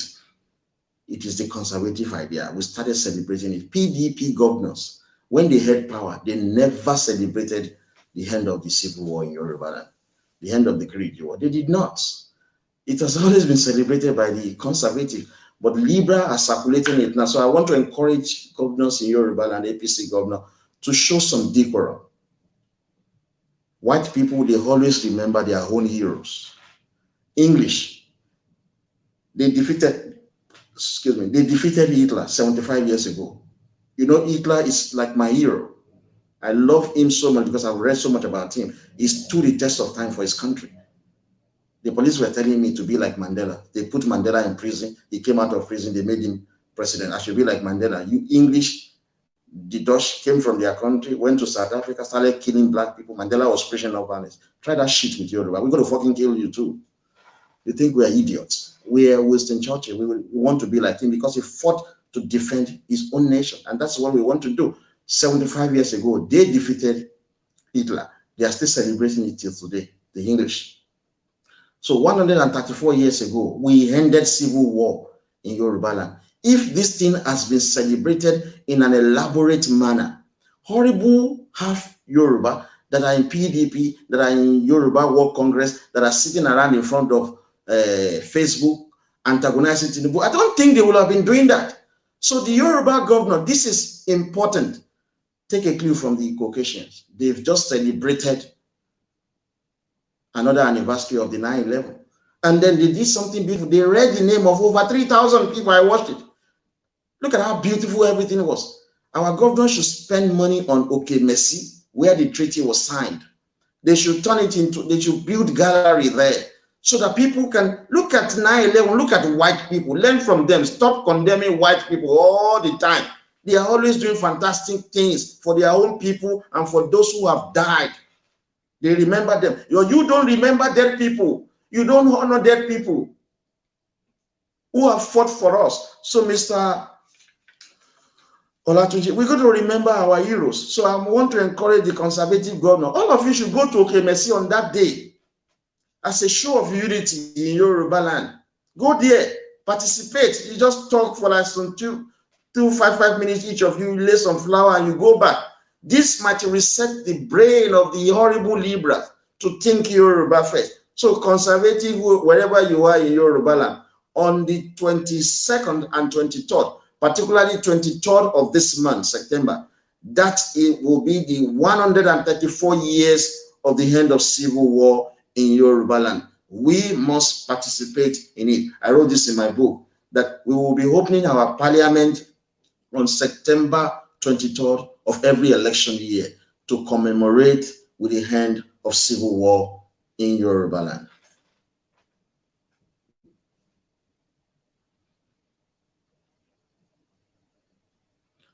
Mike, you wanted to ask a question. You are raising. Okay, thank you, Mr. Mama. You said I'm going to get you honorary. Actually, I want to get that. I'm not joking about that. I think I deserve it. I want to, like, they gave President Trump Nobel Peace Prize. I think he's been nominated. It will be an honor because my dad is old, 76. When I was young, he's always abusing me because I wasn't very good in maths. So, but my mom, she doesn't abuses me at all. So she registered me with extra moral classes. We call it extra moral classes. So she's going to get me a teacher who's going to teach me mathematics. It was because of my father that I wanted to do PhD in 2007. PhD in econometrics. He's very tough. He's the toughest guy. There's this guy that does that, and I was impressed by that. So I think if this school should give me an honorary doctorate, then I'll just present it to my father so he will know that I achieved my PhD. But you see, I don't think I want to sit for an exam now. I'm too busy. Okay, let me see. Who should appoint the new Yoruba chief of? Why are you asking me that? Mr. Rajiv, it's only your question that I'm getting there. Mr. Rajiv is saying, who should appoint the new Yoruba chief of army staff? Is he the prime minister and the head of the executive government in Yoruba now? We've said to you, when Iba Gani Adams started antagonizing the greatness of the Yoruba people, instead of him to have resolve his differences with Tinubu, he was going publicly ranting about Tinubu, saying so we issue statement against him, which is the right thing to do at that moment. But we call the attention of the people. We even released the organogram of the political leadership and hierarchy in Yoruba land, that the office of Adeyinka is not the head of the armed forces in Yoruba land. That head is headed by Basharon. And under Basharon had the Balogun, the Proficiency Balogun, Ekun Otun, Ekun Osin, and the rest of them, then followed by Adeyinka. We do need that position. We do need that position. Who will appoint the Basharon should be the decision of the Yoruba House of Obas. They are 86, recognized by the Constitution. Their head is Oni of Ife. The president is Alafin. I think it is the ball is in their courts. Are they going to appoint that now at the moment? I don't see it, because there is so much prospects coming from the United States of America that Mr. Tinubu will be president in 2023. So you don't think that our Obas don't understand the political happenings. They do. But we just need to deal with these Yoruba Libras first. That's why I'm saying to young Yoruba, if we allow the 1st of October rally to take place, it will embolden the Yoruba Libra. They will be so bold and they will want to go further to destroy Tinubu. And if they destroy Tinubu, they destroy the life of your children. That is the truth. Although think about ku, aye yilo, when you think about ku, aye oni yilo, aye will stop. When you come ku, aye continue ni, aye Yoruba can to say ni. Don't feel get Tinubu. So Kama Japan get here, look at deep along Libra. So who is going to appoint the Basharon of Yoruba land? I think it is the responsibility of the Yoruba House of Oba. Let me see.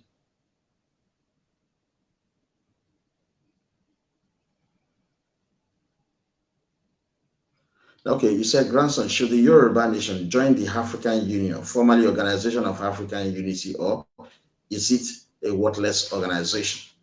It's a very good question. Look, for instance, I do not, on a personal note, I don't like the Commonwealth, because I believe it is these former slaves. It's for former slaves of the English and we're not slaves because we were not born during slavery. We never experienced it. So why should we be part of it?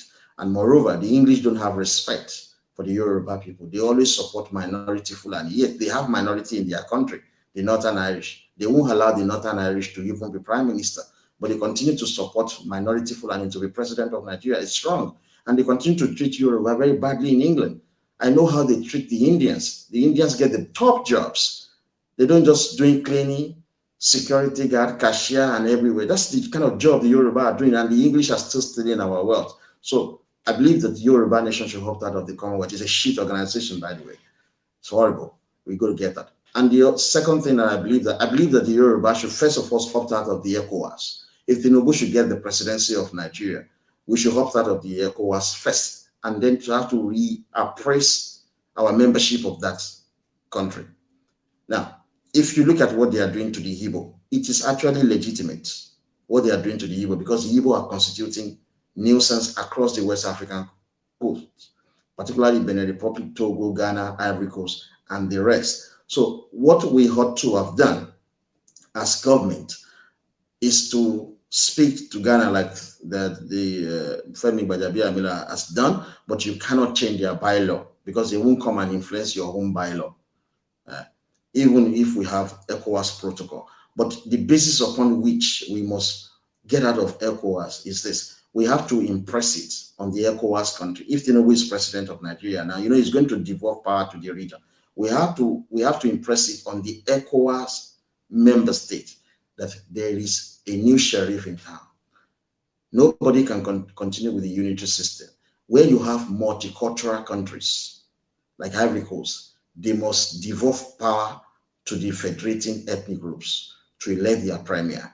That is what Bismarck did in Germany when the white people were killing themselves because different nations were forced together. Bismarck did that. He was the chancellor of the German.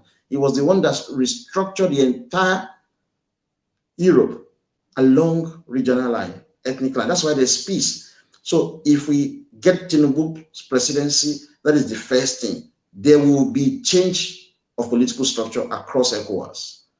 So all of this in Mali, military taking power, is all bullshit. So he's going to impress it on them that first, you have to devolve power to the federating regions because the European created all these countries in Africa. And what is good for us is parliamentary system so that they will reduce conflicts. If they are not going to accept that, we opt out because we are the one funding ECOWAS. 60% of the funding of ECOWAS is coming from Nigeria, and that is Yoruba money and Niger Delta money. So Tinubu is going to say, we're going to get out.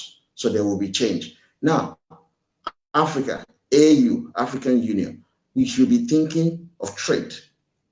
We cannot be in a union called African Union where our people cannot trade freely. I'm not talking about the kind of trade of the Igbo. No, that's not what I'm saying. That's a small scale. No, big time trade. If we have Tinubu as president, we go back to regional government, Yoruba land will become the manufacturing hub of West Africa. Then the manufacturing hub of West Africa and Central Africa, we're going to take it over. And then subsequently the entire African region. So we will have to look at the books in respect of the African Union. Are we allowed to go in and trade? We look at that. How are our people treated? Like people from Nigeria are being sold into slavery in Libya. We're going to have to address that shit. People deliberately being killed in Egypt. We're going to have to address that nonsense. So there will be a lot of things that will be done. I have written a policy on ECOWAS, Commonwealth, and African Union before. During the election between Nuru Ribadu, Buhari, and Atiku, I have to go and brush up on that. But I'm more particular about Commonwealth and ECOWAS country. I think we just have to get out of ECOWAS if we're not having good deals, because we are funding ECOWAS. We should impress it on the ECOWAS country, the new political structures, because we cannot be having coup almost every now and then like we had in Mali. There's need for devolution of power. There's need to make the presidency. We should embrace parliamentary system. of having prime ministers of ethnic regions within a country. That's the way I think President Tinubu might go and think. But look, I'm not a member of his team. I'm thinking from my own view as the president of the Young Yoruba for Freedom, and because you've asked me that. But if you have President Tinubu, he's going to work with experts. But I believe that Yoruba should opt out of Commonwealth. I don't like Commonwealth as a body. It tells us that we are slaves. Look at the way Amana the English are treating us in their country. Look at the way Amana the English are supporting Fulani. So why should we be a member of shit Commonwealth? So that's how I see it, guys.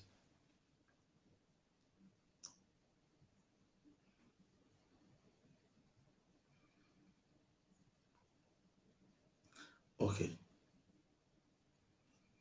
Okay, let me see.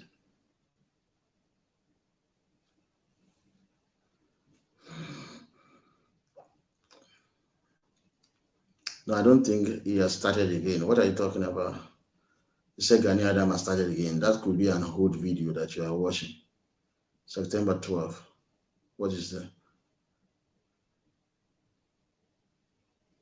You are watching a lot of fake video. At last, Ààrẹ Ọ̀nà Kakanfò finally endorsed Oduduwa Nation. Mike, you are watching. These are just fake video. These are just people going to Ààrẹ Ọ̀nà Kakanfò. It's not that Ààrẹ Ọ̀nà Kakanfò is making any statement that is undermining the Yoruba interest. Don't watch all this fake video, all this Yoruba debate, just turning out nonsense video. So watch them less.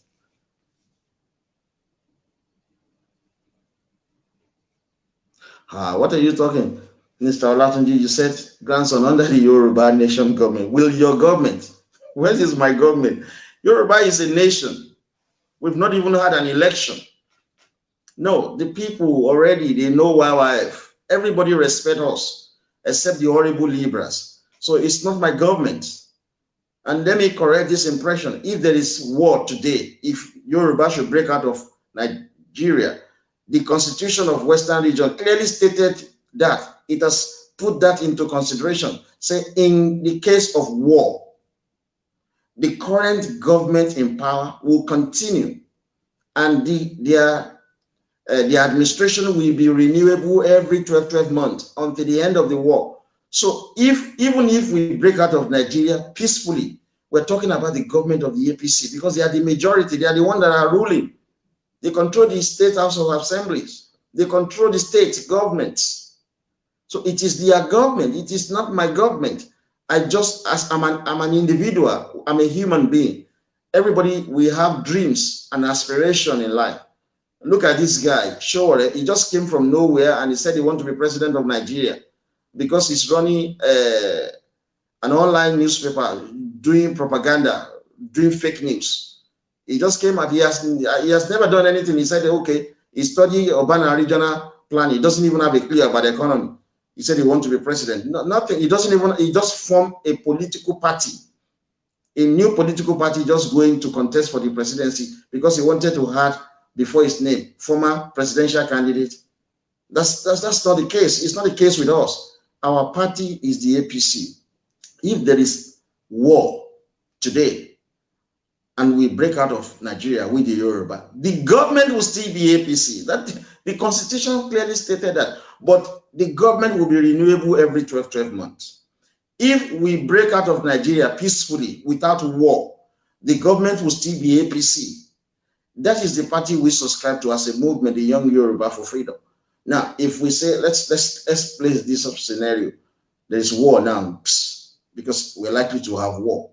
We started killing ourselves. Awusa Fulani and everybody, we started killing ourselves. We declare Oduduwa Republic. Tinubu is going to be your de facto prime minister. Then he will be there 12 months, and the war is still going on, another 12 months, and the war is still going on, another 12 months. He will be there for like 5 years. So maybe the war ended in 5 years. The war can't last 5 years, maximum 2 years. Believe you me. Ordinary food, people can eat. They stop the war. So you can imagine if we control our waterways, how is Fulani going to get weapons? How is Fulani going to get food? They will end the war under 2 years. Now, let's say the war ended under 2 years. Then there will be election. And if Tinubu says, oh, Guys, I'm too old. I'm 70 something. The grandson is there.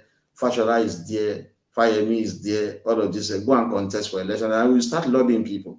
And I'll start telling them, look, I'm good, you know, and this is what I've been doing in the past. You start lobbying. That's you lobby. It's not automatic saying to me that my government is don't think like Igbo calling in Americano. Holy, holy, holy. Now, he's another savior. I'm not Jesus Christ. I'm an ordinary human being. I just want to win election as the Prime Minister of Oduduwa Republic or the Prime Minister of Yoruba region because I believe I have some knowledge to make Yoruba land great. So, but to let me just change your question. It is not under my government. Even so, you said God willing. Will you appoint only conservative Yoruba diplomat as ambassador to different countries in the world? The government in power will appoint those that support their party. That is how election is done. Don't think the electorates are stupid. No, they voted for a political party. Look at the electorate in Yoruba land. They voted for the APC because they have the majority. So they don't expect APC to be putting PDP member in government. What stopped them from voting in PDP then? So if APC forms government in Yoruba land, when we have Oduduwa Republic, for instance, we don't know when that will be, but we have been futuristic. It is the people who support their party that will be appointed. So don't let us waste too much time on that, sir.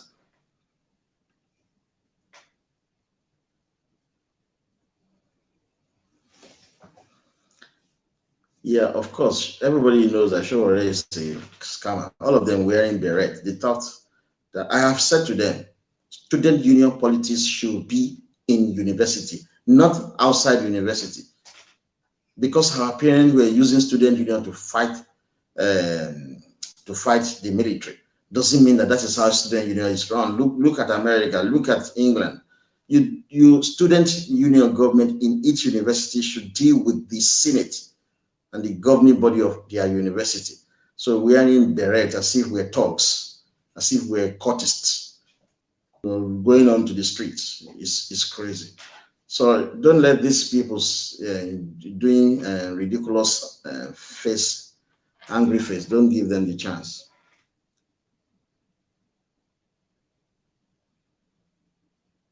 Okay, Mr. Lupono, you always ask me questions. I want you to ask us some questions, sir. What is the current situation of the Afenifere to the YYF? I don't know what you are saying. Afenifere to YYF. I don't get that, Mr.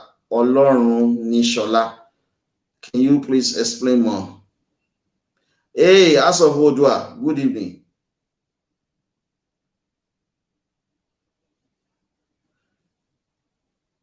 No, it's not raining cause on Tinubu indirectly. I've watched it. But he hasn't spoken mentioning Tinubu's name. If he does, YYF will have a response. Okay, let's go to... Oh, I'm coming to the Facebook profile now, my Facebook profile. Ask Adeyinka grandson, when are we going to have our military? Oloshi Omoyibo asked me a question. You guys have created different funny names. Oloshi Omoyibo, Maberu Mafoya, and what else that I'm always laughing at your name. And there's another one. Okay, Igbo Lomare, Koniremi Igbo Lomare. Because you see, the Igbo are reporting, many of our members, they are reporting their Facebooks. Profile and pages to Facebook. You know, Facebook is the most socially irresponsible platform you can have. They are horrible. So our members have created so many other Facebook with different names. So Oloshi Omoyibo, let me answer your question. Ask Adeyinka grandson, when are we going to have our home military? So I think I've addressed that. The office of Ààrẹ Ọ̀nà Kakanfò has not been up and doing with regards to that. As actually his function is to train the infantry soldiers. But I don't think he recognizes such a responsibility. It's more political, making sweeping political statements and that is not expected of a soldier. He's a professional soldier.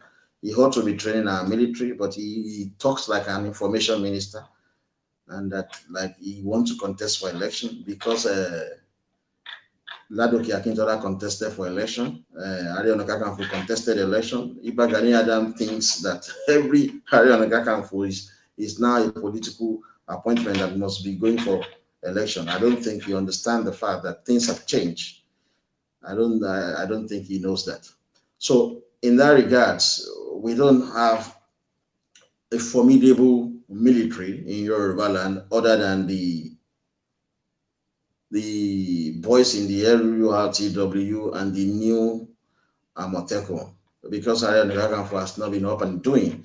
And I agree with the APC government not to fund the office of Ariel Nagakanfo, to staff that office of fund, because it does not recognize the fact that the electorate voted the APC into power. So the moment the APC is the ruling government, anyone who is the Ariel Nagakanfo must respect the electorate's wishes, which is the APC that we now have. So he is publicly antagonizing APC. So that's why they just ignore his office. His office is staffed of fund. If I were APC people in government, I won't give his office any budgetary allocation. And because he's just coming around to antagonize, so he should wait until when PDP wins election. So the APC have actually created alternative platform to the office of Ariel Nakakanfo. That's why you have the Amotekun, and that's why you have some private armies. There are some private armies in Yoruba land too. So unfortunately, because the occupier of the office of the Ariel Nakakanfo doesn't understand that the government in power will have to be respected. You have to work with the government in power, even if you do not like the people there, because they had the ruling government. So, and if you continue to publicly antagonize them, you will be starved of funds. It's legitimate claims, guys. So we expected that office to help us to have a proper formidable platform. But there's a lot of private armies in Yoruba. I don't doubt that, which can be conscripted into our national armed forces in case of war.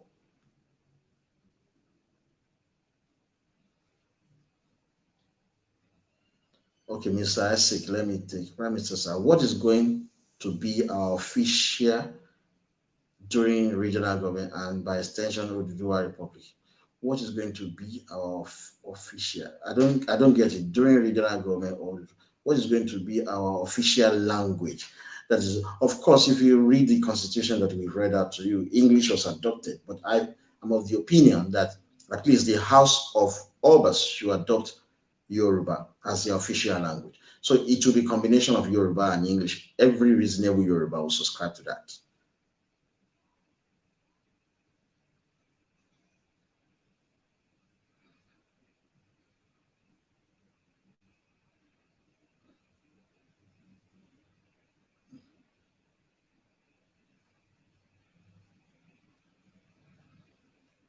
Oh, sorry, I don't see your question on my profile. You guys just writing your own things up. Yeah, you've seen that our economy guy. He's a plagiarist. Our economy kakanfo or something. Yeah, he will just come around and pick up whatever we have done and paraphrase it, twisted it. That's what he does.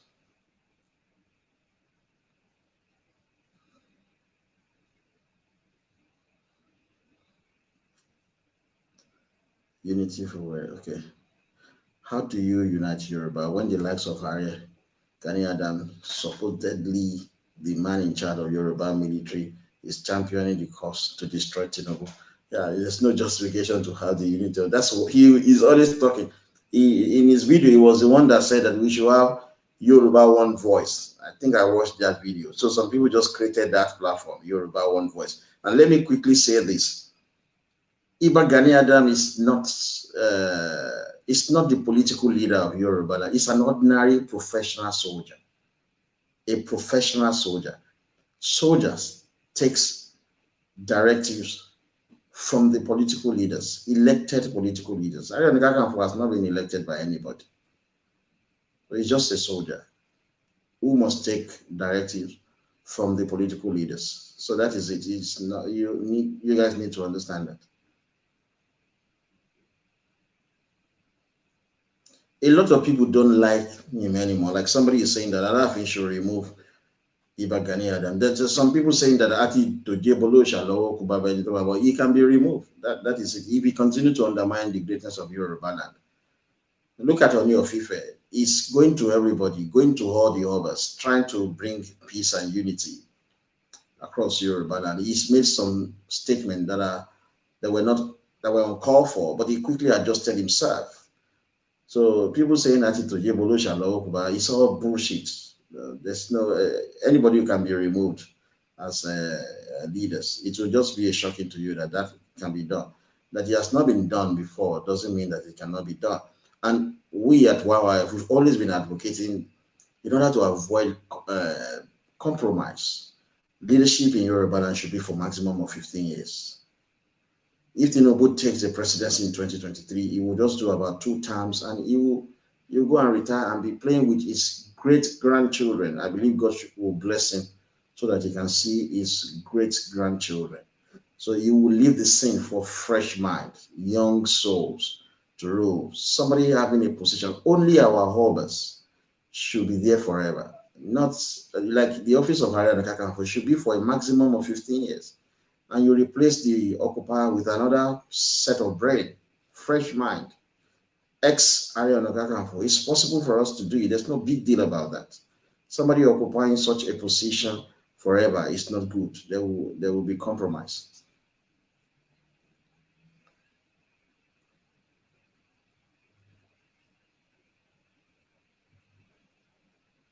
Eco Atlantic sits on 25 kilometers of land. I think I've read that, Mr.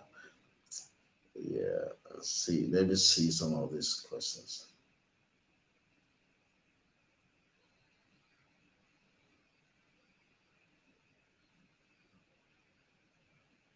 Yeah, let's go to. There's a lot of Igbo on our page. Comrade, can you help? Okay, Comrade, you can't help to remove them. Yeah, I don't think you can help to remove them. There are a lot of them.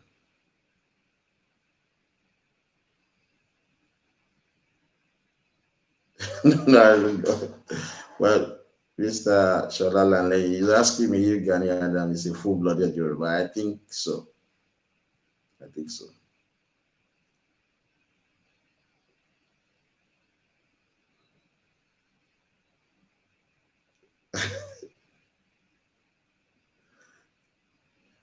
There's a lot of people on yeah. So I'm trying to wait for some of the questions.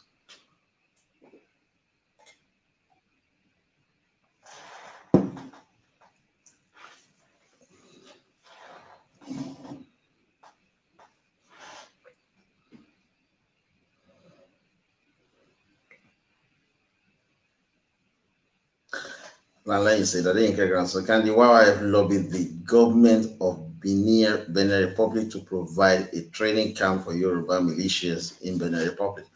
I think we have a lot of private armies across Yoruba land.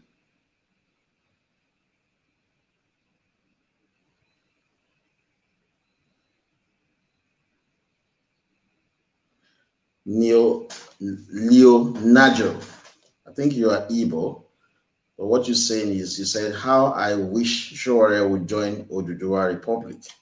Well, Shore is not a Yoruba citizen, and it's very difficult for you guys to just accept the simple reality. Shore is an Ijaw citizen. You know, Shore works for Fulani. All this game they are playing, putting him behind bar, arranging him, is just part of the political games that the Fulani are playing. Shore uses platform Sahara Reporter to undermine the government of Jonathan. Jonathan and Shore are both from the same ethnic group, so they are both Ijaw. So if Shore could do that to his own people, how much more what he's going to do to the Yoruba nation? It would destroy all of you.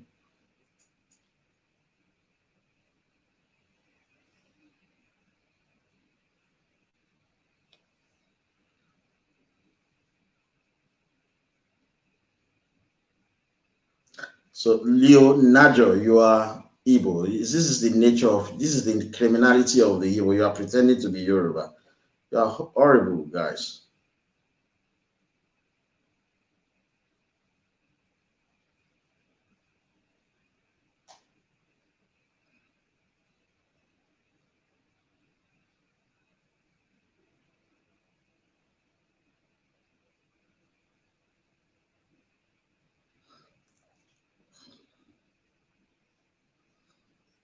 Let's go away.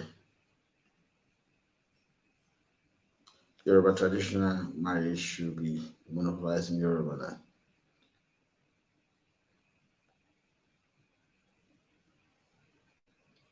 Oh, you're telling us, Mike, that is impressive. Now, Mike has just told us that Ojo Aburumaku, the then Ààrẹ Ọ̀nà Kakanfò, was removed and Latosha became new Ààrẹ Ọ̀nà Kakanfò. That is a very good thing. I never knew about that. Thank you very much for calling our attention to it. And then this is a warning to those of you who are saying that you cannot be advocating, Oni of Ife is advocating for the unity of the Yoruba nation, that Yoruba should unite, we take the presidency, from there we will be able to devolve political power back to the region. So those of you who are saying that Ààrẹ Ọ̀nà Kakanfò, Iba Gani Adam cannot be removed, you're joking. So we're just getting indication here that Ojo Aburumaku, the then Ààrẹ Ọ̀nà Kakanfò, was removed and Latosha became the new Ààrẹ Ọ̀nà Kakanfò. So if Ààrẹ Ọ̀nà Kakanfò continues to speak and spew out propaganda against Yoruba nation, you will be the first modern Ààrẹ Ọ̀nà Kakanfò to be removed from power, because that is the truth. We cannot, and there's something he says. He said, àwọn Fúlàní ò ní gbéjọba fẹ́ gbọ́n Tinubu. He knows, yet he's supposed to be in the Yoruba army. So what is the plan to guard against that happening? So you can see. So those of you who are saying that this is a new generation. And if you think that we're not changing the course of history, look at a lot of things that has happened. Look at so many things that has happened. Things are happening. So you have to be careful. Ààrẹ Ọ̀nà Kakanfò can be removed. And you know we said that some times ago. Because everybody can see during the election of Jonathan, during the election of Atiku, he supported Jonathan, he supported Atiku, and he's antagonizing Tinubu. So people will say, why are you occupying such a position, a very powerful position in Yoruba, and you're undermining the greatness of the Yoruba nation. So if Tinubu is the president of Nigeria, he's going to put Yoruba citizens in charge of our waterways. He's going to put Yoruba citizens in charge of custom. He's going to put Yoruba citizens in charge of police, in charge of military. It's going to bring us back what we have always been desired. But because he will not put the people in the camps of Iba Gani Adam in power, because you guys hate him. So if he is successful, he will put the people that have worked with him in government. Simple. But you have been antagonizing him, so what do you expect? But for the collective good of the Yoruba, if any Yoruba is coming out, somebody that have supported Jonathan and Atiku, Fulani, you supported both of them and you are against your own thing, we will call for the removal of Iba Gani Adam as Ààrẹ Ọ̀nà Kakanfò. It will be like a rude shot, but he will be removed. Because you don't understand one thing. All of you that are watching me, if I can see from the various platforms that you're watching me from, you are more than 500 from the 3 platforms that you're watching me from. You are the electorate. You are the people that will decide who becomes governor, senators, House of Representatives in Yoruba land. And you have already been voting for the APC. That's why the party is having majority. And an individual like Iba Gani Adam is going against the collective interest of the electorate. If people start calling for his removal, it will be like a rude shock to him. It will be elaborate. People going to the office of the president of Yoruba land are laughing for you, saying that they don't want him to be removed. You think, look at what happened in Yoruba World Congress. 4 people,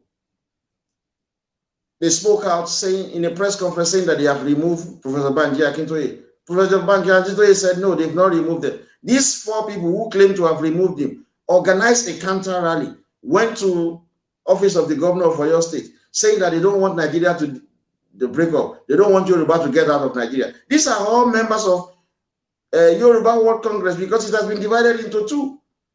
You saw massive number of people going protesting against Professor Banky Akintoye. The protest was arranged by the 4 members of the YWC who disagree with Professor Banky Akintoye. If Ariana Kakanfo should continue, now I don't have an idea that Ojo Aburumaku, he was removed as Ariana Kakanfo and replaced with Latosha. Now, if people, APC is in the government in power, if Ariana Kakanfo continue to talk shit, people will organize themselves and do protests on Alaafin of Oyo, saying that they want him removed. The fact that will be captured, it will be circulated, it will be disgusting, irritating, and it will trouble him.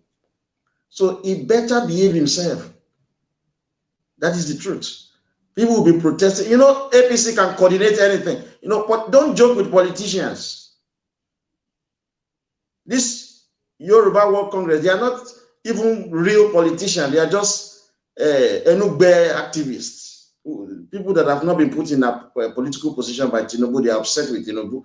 They are looking for money, so they rely on Igbo and Hausa Fulani in the PDP. Simple problem. They can't resolve it in their party. They divided the party into 2, the group rather, into 2.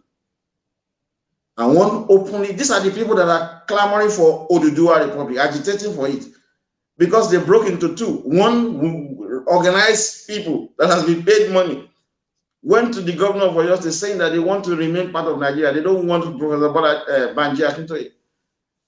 If politicians start arranging for Iba Gani Adams protesting, you see protests in Ibadan, protests in Lagos, protests in Ondo, protests in Ekiti. People will be saying, no, it's not Ariana Kakanfo for Yoruba, it's Ariana Kakanfo for Oyo, it's Ariana Kakanfo for this. It will be embarrassed, and it will linger on for so long. And when people started saying, look, I don't even know myself, I've never thought about that. What the best we have done, that we're going to write to Alaafin, if Iba Gani Adams continue to make statement against Tinubu or any Yoruba who aspire to be president of Nigeria. But he hasn't done that, to the best of my knowledge. He hasn't done that. He hasn't mentioned Tinubu's name the way he did.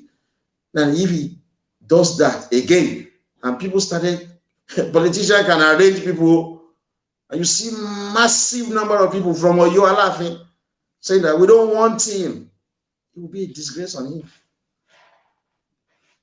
So when it comes to the Yoruba interest, guys, we have to be conscious of what we do.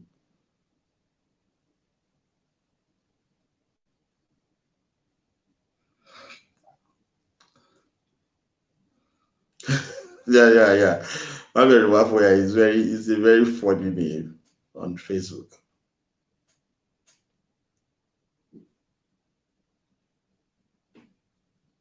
Oh, Cherry Ado Ofori, thank you so much for joining us.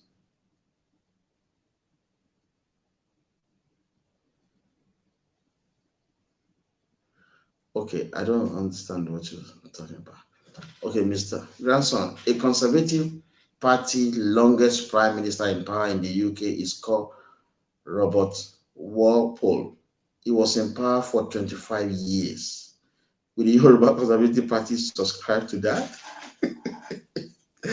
So if we run parliamentary system of government, whereby the party with the majority number of MP forms the government, and if that party will have a leader, if that party continues to win election consecutively for 5 terms, that is 5 multiplied by 5, that's 25. That's 25 years. We end up to have a prime minister that will have been in power for 25 years, because that is parliamentary system of government.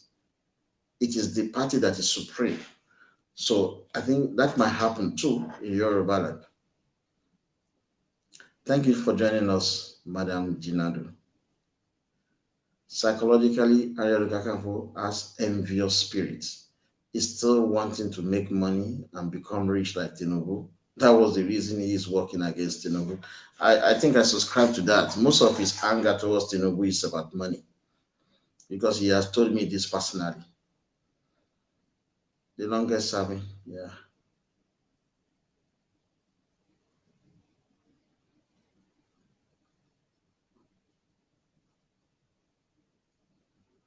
Sorry, Mr. Taiwo Ajibala, you said we are demanding for Oduduwa Republic, but not just ordinary protests, but has to do with in our course of action, letter being delivered to the Prime Minister. I don't know all of that. All of that doesn't work. Delivering letter to the Prime Minister of UK. It's the English and the people supporting Fulani. You are going to those who are supporting Fulani. It doesn't make sense.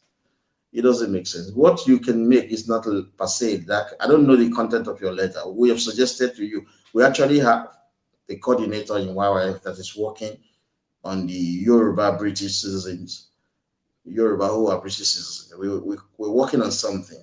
Well, we couldn't do that because of the court case that I have ongoing. What we intended to do is to write to Boris Johnson, the Prime Minister of the United Kingdom, and specifically demand of him that it is his government, because he's the current Prime Minister, that are responsible for Nigeria being a shithole. That we Yoruba would like to go back home. If Nigeria breaks 70% of Yoruba living in England will go back home. And other demands that other people are working on that. I can just help to be part of the committee that will present this to the Prime Minister or something like that. But we don't need the English establishment for real. With we, those of us who are in England, can actually be a force to reckon with. And we already formed that union, Yoruba British, so that we just articulate policy on how we can help those at home to get the Oduduwa Republic. But the first thing we are working on is to get a conservative Yoruba as the president of Nigeria. That would be very easier for us to do if we have a conservative Yoruba as a president. Now we like Mr. Tinubu to be that man.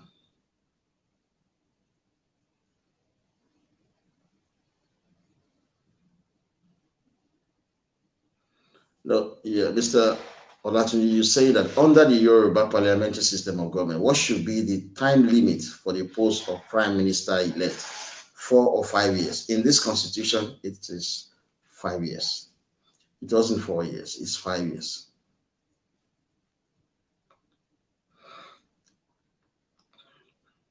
Mr. Lupano, you said, how can we checkmate Libras that are working with Atiku against Tinubu? That there's something I have been told. Now, I don't actually speak on things that have been told from a source that I've never used before.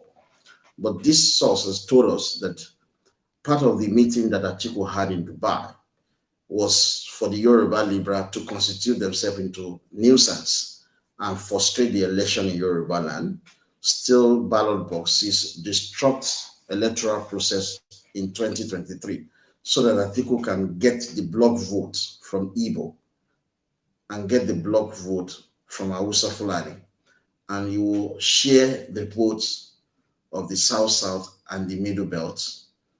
Kanuri are going to vote for Tinubu.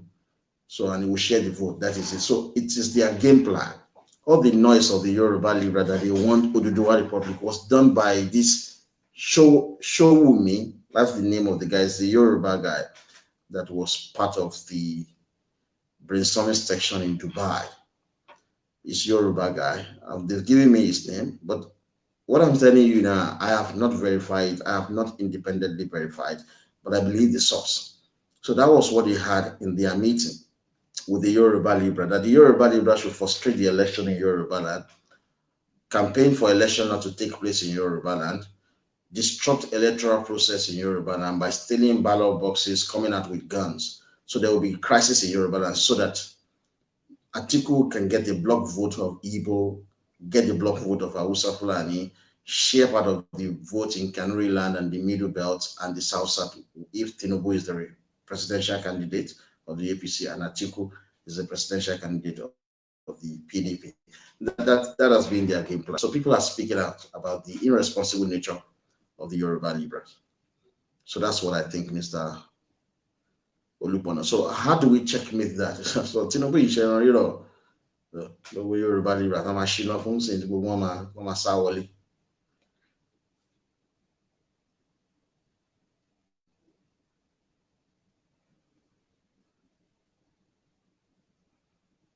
Yeah, you're very right, Madam Monsuru Ajibo, that we have not ignored the false history about Ajay that Oni unfortunately was credited with. We haven't, but he has quickly adjusted himself. Anyway, you remember why I've addressed the issue saying that Oni should recant that statement, but I don't think he did. But Alafin, he recanted the statement indirectly to Alafin for you. I don't think that will be a big deal anymore. But it is reminding that it's horrible.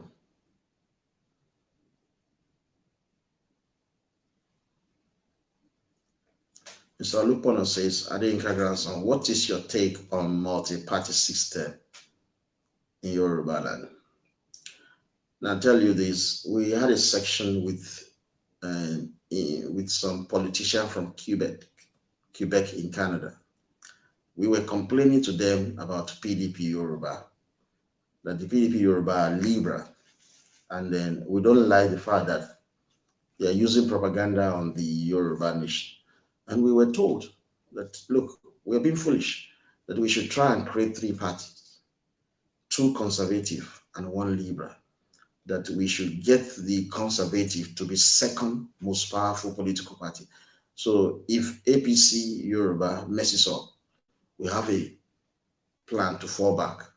So I actually reached out to COA Party, SDP, AD, even Labour Party, advising them that they should come and adopt the SDP as a name, or COA as a name, but SDP would have been better.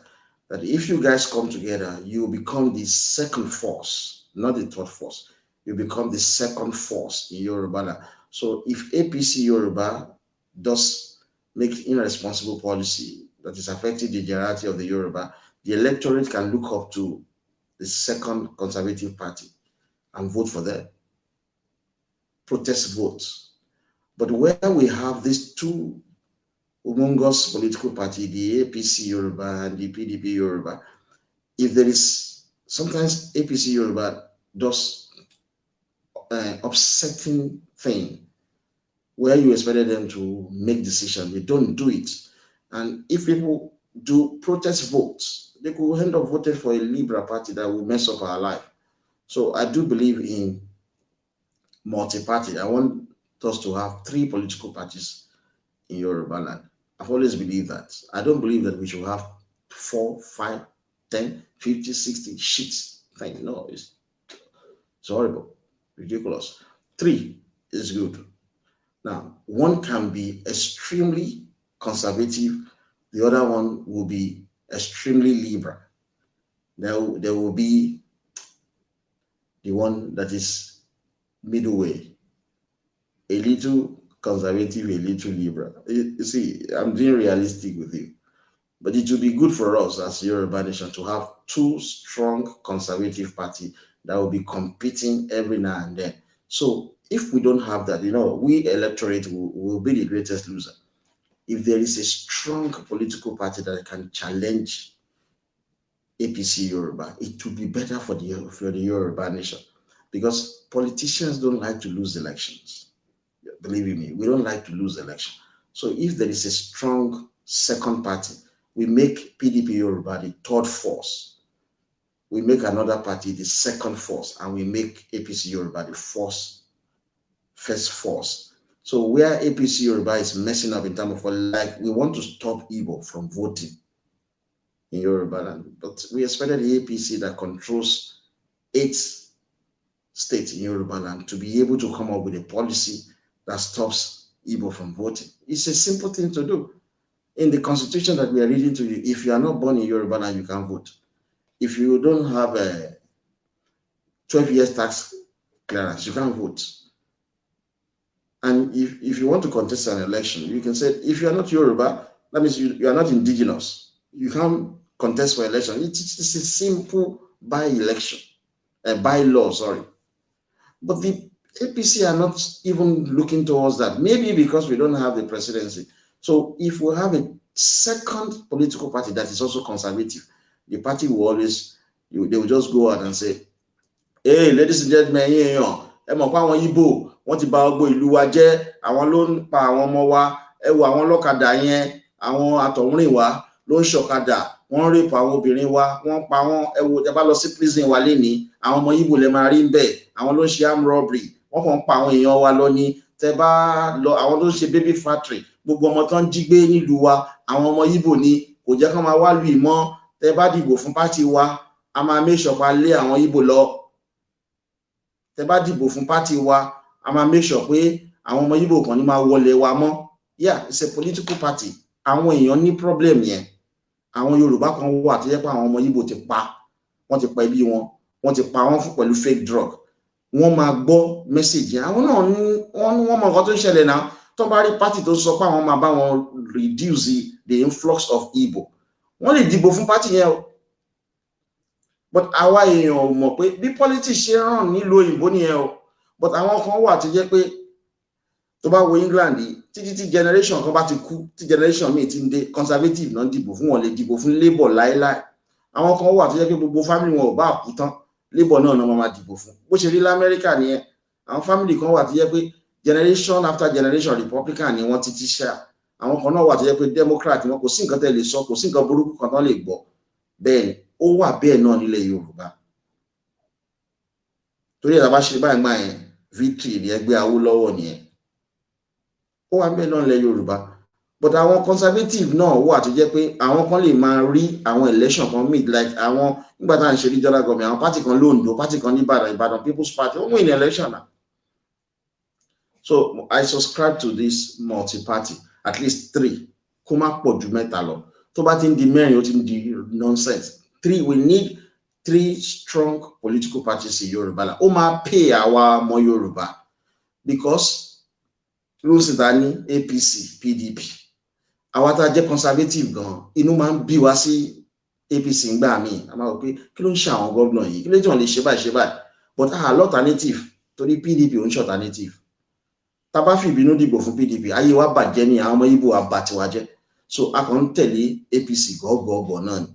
But tá bá rí another conservative tó strong, tó dẹ̀ sọ nǹkan tí ó máa ṣàǹfààní fún Yorùbá, ìgbà yẹn lẹ máa rí pé APC tí ò fẹ́ lé Ìgbò á bẹ̀rẹ̀ sí sọ fún yín pé next election Ìgbò ń lọ, gbogbo wàhálà wọn ni torí wọ́n fẹ́ win election ni.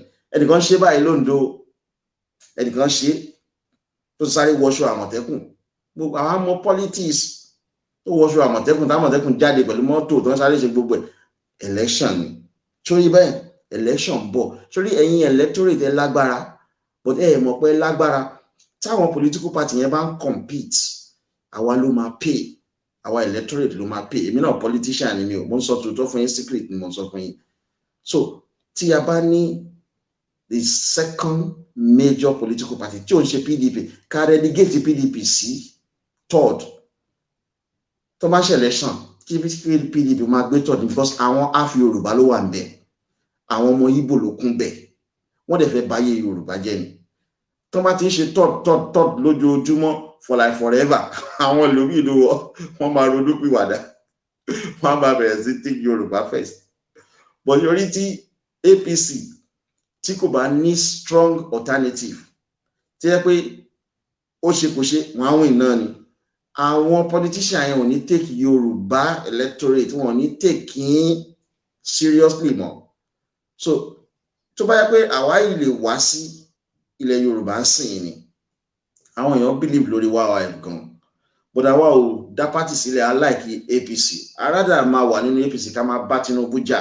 A ti bá Tinubu jà ní 2014 torí pé I like Buhari apájà gan. A máa wà ń bẹ̀ ká máa bá wọn jà pé no àfẹ́ ilé iṣẹ́. But ó dá ká ní another second conservative party because tí power bá lọ jáwọ́ sọ́wọ́ PDP nítorí pé a ti ń bínú sí APC, tágbára lọ jáwọ́ sọ́wọ́ PDP, àwọn Ìgbò àfojú wa rí màbo. So election tó ń bọ̀ ní Ondo yẹn, even though tá bá ní àwọn ìbínú kan tá ní sí APC, kàn ignore wọn, á dìbò fún wọn. But tá bá ti wá dìbò fún Akérédolú fún second term, á wá wọ́n ni, á já wọ́n ní gan. Pé tí ò bá ṣe nǹkan tí Yorùbá fẹ́, ní jẹ́ kó rí mú mi. But ẹ má jẹ́ ká fi ìbínú dìbò fún PDP o. àwọn ọmọ Igbo wọ́n máa bá life wa jẹ́ ní Ondo ni o. So it's very important.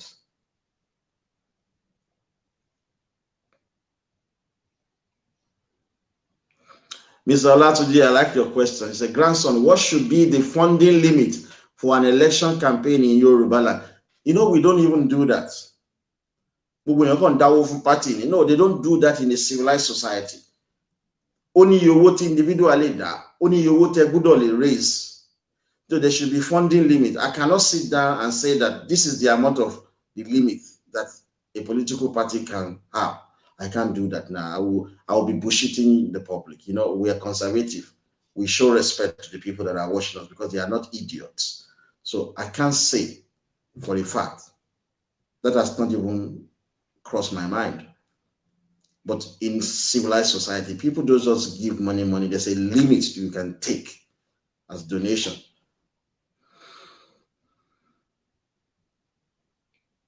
Yeah, you are very right. Casey Israel, he said most Yoruba in UK are staunch labor. They are labor. That was the first experience I had when I came to England. My younger sister, her husband, my friend, my former in-laws, all of them, they were voting labor. So I do politics, and I work with politicians in this country. I even work with them or where they do research for politicians formulate policy. I was volunteering for them. So that's what I saw. And I asked all of them, why are you voting for Labour? They said, I want to for one will conservative one but wa journey. I want English ni. O ma le ogbo akuro nlu yi. But I want English ló ní ìlú now. So ẹ fẹ́ kí ìlú bàjẹ́. Àkókan wa o. Tí Labour bá ti wọlé wọ́n máa fún gbogbo one paper ní oríṣẹ́ tá ń ṣe ni wọ́n fún one paper tá ń sá fọ́lọ́pàá. Because the conservative were protecting the interests of the English. The Yoruba don't like that. So they want to go and vote for Labour that will allow everybody to have equal rights and privileges in England. That is the only reason. So then if I ask Yoruba, these Yoruba people, but in your own space, Fulani are controlling it. Igbo are controlling it. You left your place. You ran to England. So you want English to allow what happened to we Yoruba to happen to them in their own space too. So that you vote for Labour. Labour will just allow immigrants to take over the whole of England. No. That's one thing. Timori nípa àwọn conservative in England. Sórí àwọn ìgbèríko wọn yẹn. Wọ́n máa lose election gan ní London. Torí London immigrants pọ̀ sí. Wọ́n dẹ̀ like conservative. Sórí àwọn inú oko wọn yẹn, wọ́n tún bẹ̀ ṣe iná wà, ọ̀nà wọn dá, ilé wọn dá, àwọn èèyàn ríṣẹ́ ń bẹ̀, oríṣiríṣi náà ṣe. Ṣùgbọ́n àwọn English ló kún bẹ̀. Ibẹ̀ ni vote yẹn máa ti ń wá. Tán bá kó dé báyìí, boom, conservative àwọn ènìyàn.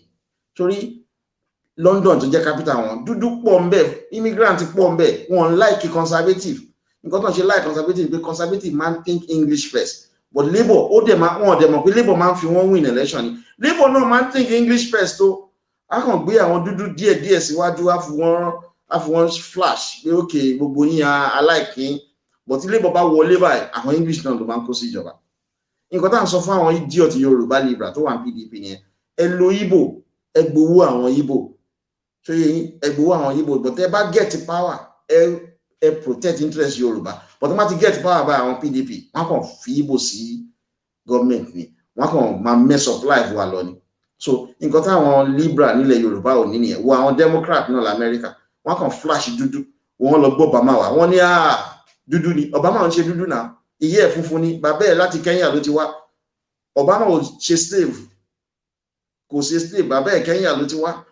Wòye tán tó lọ gbé wá ẹ̀ Harris, India ni náà, wọ́n lè purọ́ fún yín pé dúdú ni. Torí wọ́n ti rí pé dúdú ya wèrè gan bẹ́ẹ̀, àwọn tí ò lọ́pọlọ ni. Wọ́n lọ gbé èèyàn India, àwọn sọ fún yín pé dúdú ni. Kì í ṣe dúdú. But wọ́n máa ń lo dúdú fi win election ní àwọn Democrat. Wọ́n bá ti wá wọlé báyìí, wọ́n wá báyé dúdú jẹ́ ìmọ̀. Àwọn náà ló ti dúdú sí prison. So tó ṣe ń ṣe nìyẹn. Yorùbá tó wà ní England, Labour ni o, Labour, àwọn ti sá kúrò lé, Igbo àti Hausa, wọ́n ti gbèkó mọ́ wọn lọ́wọ́, wọ́n ti gba gbogbo iṣẹ́ tó wà nílẹ̀ Yorùbá. So àwọn ọmọ wa, wọ́n ń ṣẹrú, àwọn Igbo, wọ́n ń bá wọn gẹ̀ẹ́sì wá sùn, tán bá ti bá wọn sùn dáadáa, wọ́n á pàṣẹ sí Yorùbá, kí Yorùbá lọ fẹ́ sílé bí ìyàwó, àwọn ọmọ wa ń ṣe yahoo. But Yorùbá tó wà ní England, wọ́n rí yẹn rò. gbogbo wọn máa sátẹ̀lé labour ni labour kán bá lè dúró sílùú onílùú, kán bá lè gbàlú lọ́wọ́ onílùú. Sọ́n rò bí pé English àgbà kan gbàlú wọn ni.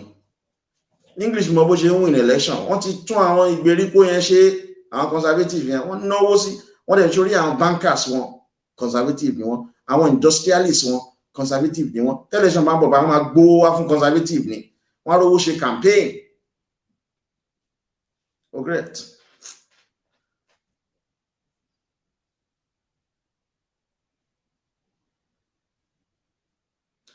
Mr. Olaf, you said, will the Yoruba government recognize an independent candidate to contest an election in Yoruba land? It has always been under this constitution, independent candidates are allowed. It is this unity system that the Igbos taught that the independent candidates were disallowed from contesting election. It is always in every civilized society.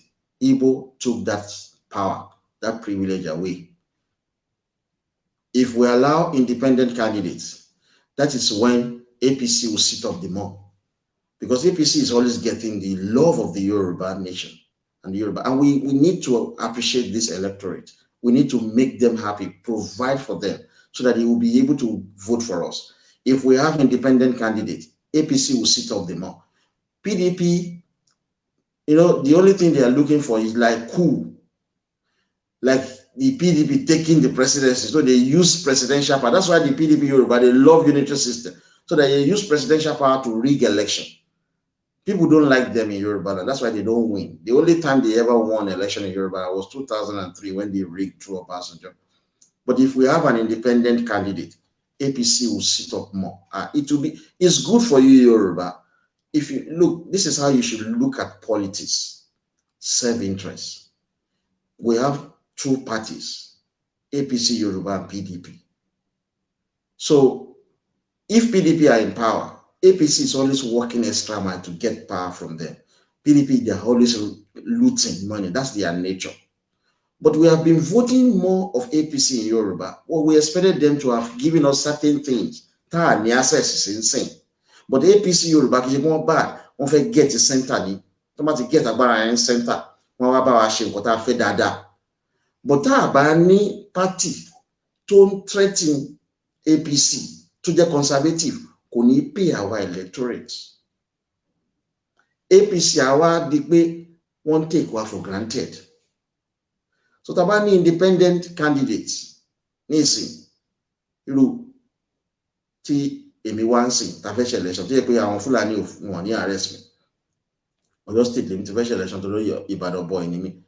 Tá a lọ sí Ìbàdàn tá a bẹ̀rẹ̀ sí pariwo táwọn èèyàn support wa. Independent candidate tá a bá lọ bá APC pé ok ẹ báyìí la fẹ́ sọ fáwọn èèyàn bá máa ṣe. A fẹ́ stop Igbo from coming to Yoruba land. A fẹ́ gba omi wa. A fẹ́ gba crude oil wa. A fẹ́ Fúlàní kó máa control port wa mọ́. A fẹ́ kó máa control custom wa mọ́. A like gbogbo tax kìíní yẹn. Tí APC sọ pé ẹ ní sùúrù a lè sọ bẹ́ẹ̀ báyìí, a lè sọ bẹ́ẹ̀ báyìí. A kàn di independent candidate ni. A lè sọ gbogbo yẹn fáwọn èèyàn. Àwọn èèyàn kàn ta sí i pé Fúlàní ẹ̀yin tẹ́ wá láti ìlú yín, tẹ́ pẹ́ wá láti desert, ẹ wá ń control omi wa. Nígbà kí lórúkọ party àwa sọ fún wọn pé wá ẹ̀ but àwọn ní interest láti dá party sílẹ̀ mo kàn check example ni àwọn èèyàn máa ń sọ bẹ́ẹ̀. I don't have that. We don't think like that. But I'm just giving you as an example. Báwo ni a ṣe dìbò fún wa ni as independent. So APC ta lọ bá pé ẹ jẹ́ ká sọ báyìí bá wọn á máa pè wá lẹ́yìn pé àsọpọ̀ ànígbà àwọn òpó àwọn èèyàn lè má vote fún wa ní padà wá náà á fún ẹ́ tíkẹ́ẹ̀tì yẹn àwọn náà bá yarí fún wọn pé no àwa á win tá bá ṣẹlẹ̀ ṣe yẹn tán tá bá wọlé APC àwa lobby náà pé party wa náà ni wọ́n á lobby pé tá bá ti fẹ́ vote o nínú house o wà vote fún policy wa o ṣùgbọ́n bí politics ṣe ń work nìyẹn. So interest ara èèyàn máa ń wò ní gbogbo nǹkan láyé kì í ṣe interest àwọn ẹlòmíì. Wèrè ní Yorùbá PDP interest Igbo náà máa ń wò. Ó mọ̀ fún wọn máa ń bú Tinubu gan, wọ́n ní ọmọ Ọ̀rágbìjí ni, wọ́n ní kò jẹ́ kó jẹ gọ́fúnà Èkó but wọ́n fẹ́ jẹ́ wọ́n fún PDP ọmọ Igbo ní tíkẹ́ẹ̀tì lẹ́kọ̀ọ́. So ní pé orí àwọn pípù yẹ bullet ti da ọpọlọ wọn rú bóyá sawdust that ló wà ní brain wọn ni. So they are foolish. I think I've said so much about that. So I do support independent party.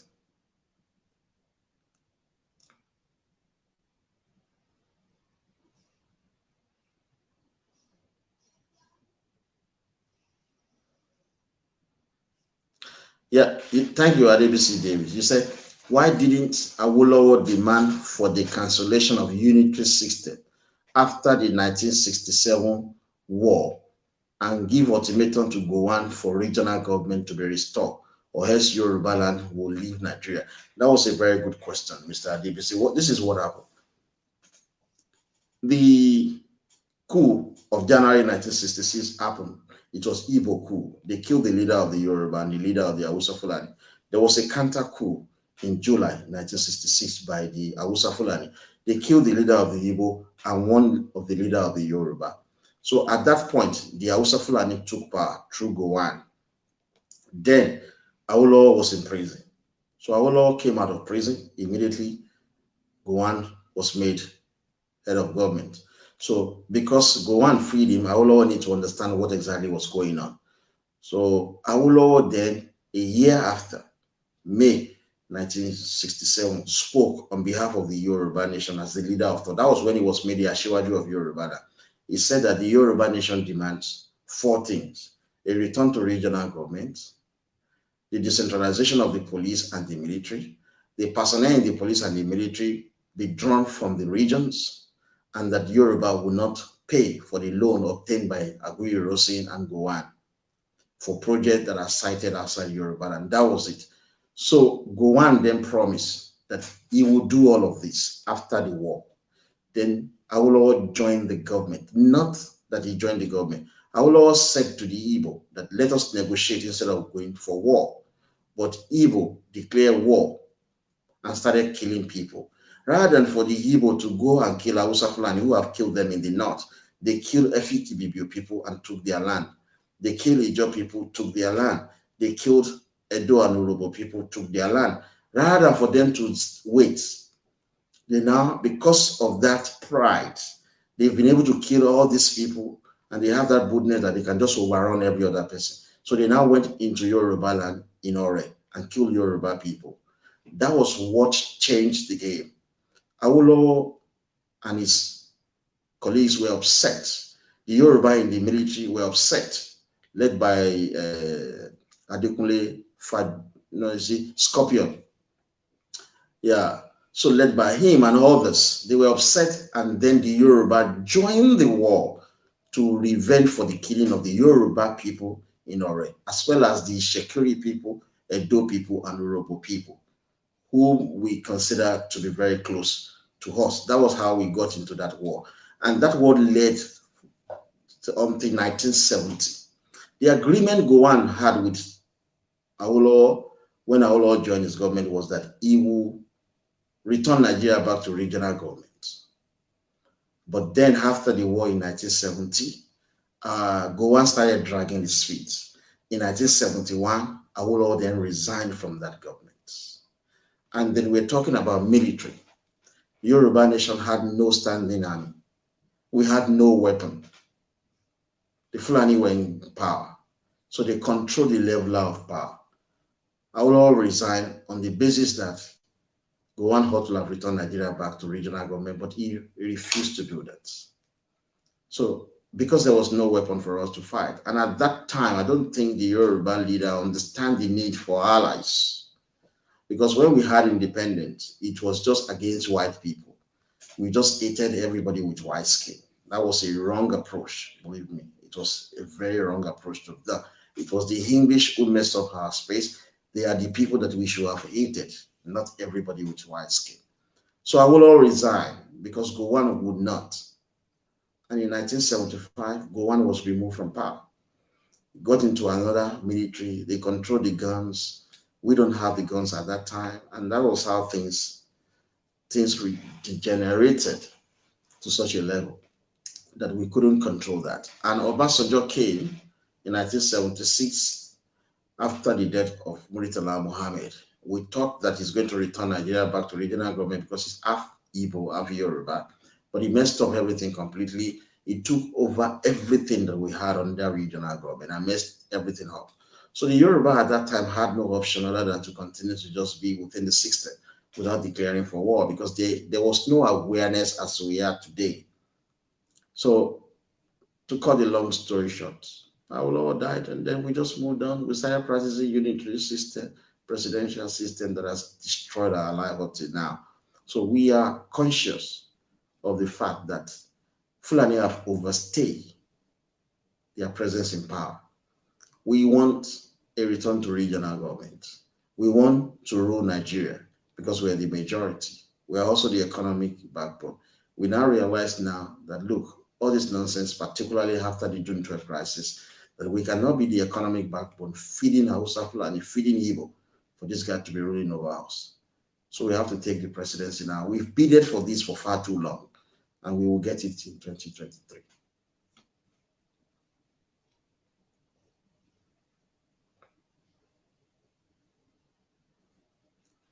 Grandson, UK has their own military intelligence like MI5 and MI6. Should the Yoruba have their own military intelligence as well? Like I can tell you for a fact, the people that were behind this, we have a kind of CIA, which people don't just know. The guy that is in charge of this is half Yoruba, half Israeli. His mother is Yoruba, his father is Israeli. And then I have spoken to him before, and they have a name, and that is what they're doing. At the point, he was helping us to negotiate with the Israeli in America. But we have our own kind of CIA, and it's not YF that is behind that. And they are very strong. But at the right moment and at the right time, Yoruba nation will get to know this. That's why I said that there's a lot of private military establishment across Europe and that people don't take cognizance of. Our generation, we know too much. We realize that we have been enslaved for the second time. The combined forces of Igbo and Fulani on one hand, and Fulani and English on the other hand. And the only way we can get our freedom is to plead with America for American intervention. If we don't have the support of that powerful country, guys, believe you me, this thing has been going on for 53 years or 54 years because regional government was suspended in 1966. That is 54 years. 54 years we've been suppressed. English rule us, suppress us for only 100 years. So we have allowed Fulani and Igbo to suppress us for 54 years. It is too much of a weight. So by 2023, we must get it right. And the signal that we have from the United States is that we're going to get it right in 2023. The United States government will help the Yoruba nation. Yeah, Mr. Lupon says, Show Me is a PDP secretary in Southwest. Yes, I've been informed that Show Me is Show Me's brain.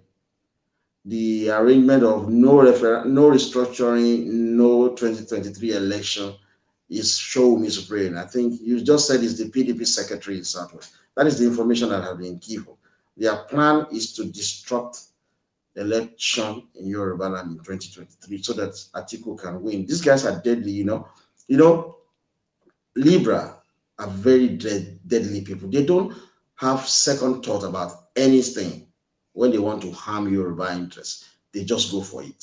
That's how we're going to treat them too. We're going to go for it.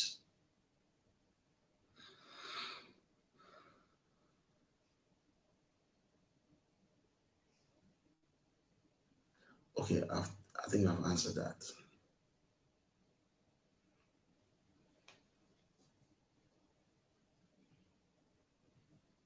Yeah, Mr. Olupono, you said, I haven't answered the name to be adopted if we eventually get Oduduwa Republic. No, let us be real about Oduduwa Republic.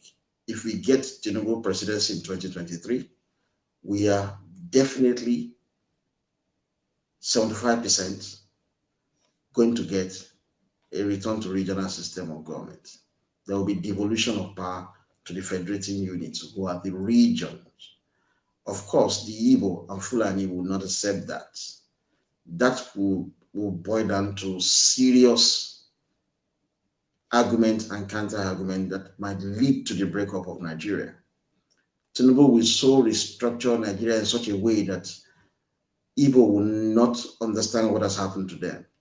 and there is likely going to be a new constitution. It's going to happen, a new constitution that will have a secession clause in it. Now, I will presume that when that happens, the Yoruba will not give up the fact that they will rule Nigeria forever. No, it is part of our leverage for negotiation. Because even if we go back to regional government and we agree that 20% of the revenue from the region be given to the center, even at that, we will still be the major contributor to the running of the federal government. Because we are the economic backbone, part of the negotiating condition is that we will rule the same way the Caucasian rule in America, the same way the English rule in United Kingdom. But it is our leverage. The Igbo who said no, they want rotational presidency. The Fulani who said no, they want rotational presidency. You know, they have been ruling us for like 54 years now. If we put it on the table that we want to rule you for the same number of years, both of them would disagree. So our joker will be, if you don't want us to rule you, only Yoruba produces the president, then we want Nigeria to break up. So it will now be at that point that the Igbo and Fulani will have to choose whether they allow peaceful dissolution of Nigeria or via war. And when Yoruba is controlling the presidency, controlling the gun, the level of power, they cannot declare war. But we will never discount the support of the United States, even while we had the presidency. So I can envision, let us be honest with ourselves. When somebody is 40 years old, you can't change the person. You can't change the person. Like I was talking to a lady who professed love for me. I said, look, I have imbibed certain culture, and then when it comes to Yoruba women, I love them a lot. I love Yoruba women. They are very beautiful and gorgeous women. Very, very supportive. But I said to them, look, I have certain reservation about women personally because of my experience, but you can't change me. You can't change somebody that is 40 years old. Tinubu has been asking for a return to regional government. When he was, even we can say when he was in his 30, he did the same thing when he was in his 40. You don't think that he will just become president tomorrow and it's going to change. It will now be pro-unitary system. It's not done. He now has the power. He's going to devolve Nigeria back to the regional system of government. And he will do it in such a way that Hausa, Fulani, and the Igbo will not like it. Tinubu is pro-Yoruba by excellence. He would devolve power to the region that the Igbo will not like it, Fulani will not like it. And then when that is done, Tinubu will just say to them, we don't need to fight. You don't like this, let us dissolve Nigeria peacefully. Of course, the Igbo don't want Nigeria to break. The Hausa, Fulani don't want Nigeria to break. So they will then accept regional government. Tinubu will let them know that he will also think about how Yoruba, future Yoruba will win election. Yeah, how Yoruba will win election. So the idea that the president of Nigeria will be elected on public vote, Tinubu will jettison that completely. It's not going to happen. It's not going to be on public votes. We're going to do electoral college. The Yoruba are going to be given more electoral college votes because we are the economic backbone of Nigeria. So however you want it, Yoruba will always be president. Now, if you say what I'm talking about, that is the same thing that the Hausa Fulani are doing. Lying to the public that they are the majority, but ask them to do fingerprints to count the number of people in Nigeria. They will say no. You know, they are lying. So Tinubu will say to them that, look, we are the economic backbone. We contribute more to the running of the federal government of Nigeria. We will have the more electoral college that will always deliver the vote. That is the same thing the English are doing in their space. They have more of the MP. When Scotland is having maybe 30 MPs, English is having about 300 MPs. But at that meeting with Tinubu, we're just envisioning this. Fulani will reject it, say, no, we are the majority. We must have more electoral college. Tinubu might not even speak. It is Yoruba that will be speaking. It's Tinubu's government. The Yoruba say, well, no, we're the majority and we're the economic backbone. There will be two fighting. The solution is, okay, since we cannot settle this, can we go our separate way? You think Fulani want Nigeria to break? Fulani hands will fall down and said, okay, let's go on. But if they are man enough, they will say, let us break away. But that is the desire of the Yoruba. So the Yoruba Libra don't have common sense. They don't know how things is done. They are evil-minded. Majority of the Yoruba Libra wọn ò mọ̀wé tó mi, kì í ṣe pé mo fi ń fọ́nbò. Wọn ò mọ̀wé tó mi. Wọ́n máa ń wà jealous of me. Wọ́n máa ń fi pé àwọn ló yẹ káwọn máa sọ̀rọ̀ bí mo ṣe ń sọ̀rọ̀. Wọn ò dẹ̀ mọ̀ pé mo ń kàwé ni. So bitterness ló ń ṣe wọ́n lórí ọ̀rọ̀ Tinubu. Tó bá yẹ pé kò sí bitterness ń bẹ, torí pé wọn ò mọ̀wé ni o. Tó bá yẹ pé kò sí bitterness ń bẹ, wọ́n á rí i pé tí Tinubu bá jẹ president Nàìjíríà, wọ́n á rí i pé life Yorùbá easy. A president of Nigeria ń sọ fún yín pé a máa ṣe new constitution, iṣẹ́ fẹ́ máa gbó lẹ́nu ni. Tí Buhari bá gbé tó bá lọ sínú yàrá ẹ̀ tó bá báyàwó ẹ̀sùn tán, tó bá kọ constitution fún yín tó bá gbé jáde pé constitution yín ni ẹ máa accept ẹ ní, kò sí nǹkan tẹ́ máa ṣe. Tí Buhari bá kọ constitution tó gbé fún Ọmọ Agege, deputy senate president, tó gbé fún pé gbà ẹ lọ pass ẹ ní house, wọ́n máa pass ẹ ní constitution tó kọ nínú yàrá ẹ̀ after tó báyàwó ẹ̀sùn tán. The power of the presidency of Nigeria ti pọ̀ jù. Ó lágbára ju President Trump lọ. So ó ní ìdẹ̀. Tinubu ò ní láti làkàkà kó pariwo. Ó máa sọ fún ẹni pé look, and change the system and devolve power back to the region ni. Àwọn Igbo ajanpata ni, àwọn Fulani á ní no, àwọn ò fẹ́. Tinubu á ní tẹ́ ẹ bá fẹ́. Á sọ fún á report yín fún Yankee ni pé wọ́n ò fẹ́, á dẹ̀ fẹ́ lọ peacefully. Ṣé ẹ fẹ́ sọ fún gómìnà president tó ń control ìbọn, tó ń control ọlọ́pàá, tó ń control military pé okay ẹ lọ peacefully ẹ gbógun wa ni, á pa yín náà. Kílé tí gbogbo wa ń bẹ̀rù Fúlàní sìn kí nítorí pé bàbá wọn wà ní ó jẹ́ president. Tí mo wá sọ pé àwọn ò gbà regional government, Tinubu á ní pé kẹ́ ẹ máa lọ ẹ kúrò nù Nàìjíríà, ibẹ̀ yẹn lápá àwọn ajábọ̀. Power president ti pọ̀ jù, Igbo ló bà Nàìjíríà jẹ́. Torí ẹ̀ ni everybody ṣe fẹ́ jẹ president.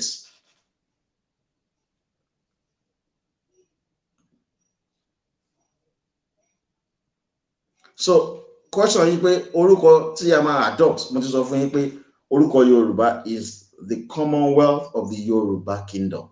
That is our full name. Short form ẹ̀ ní Odùduwà Republic. Nítorí pé báwo lè jẹ́ the Commonwealth nígbà tí Odùduwà Republic tó kàn sí rẹ̀. Àwọn ọba lọ bá Awólọ́wọ̀, kì í ṣe new thing. Ṣé ní gbogbo àwọn ló ṣì Libra ẹ̀ tó lọ gbórí burúkú flag tó ń pè wá ní Odùduwà nation, tó ń pè wá ní Odùduwà, olùṣì ni wọ́n. Wọ́n ò mọ̀wé.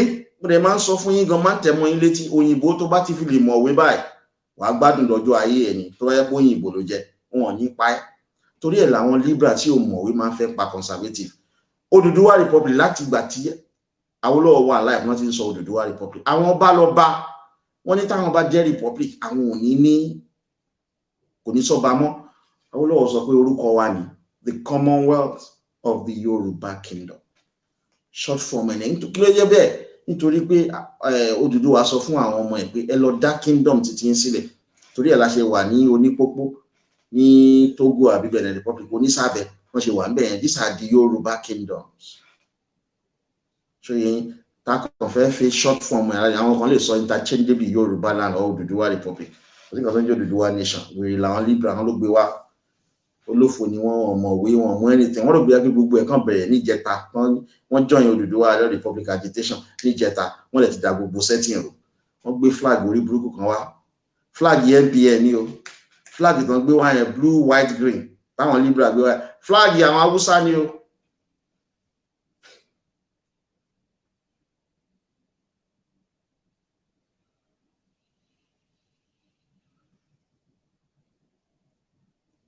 Grandson, will you encourage the Yoruba citizens in Benin Republic, Togo, Brazil, Haiti, etc.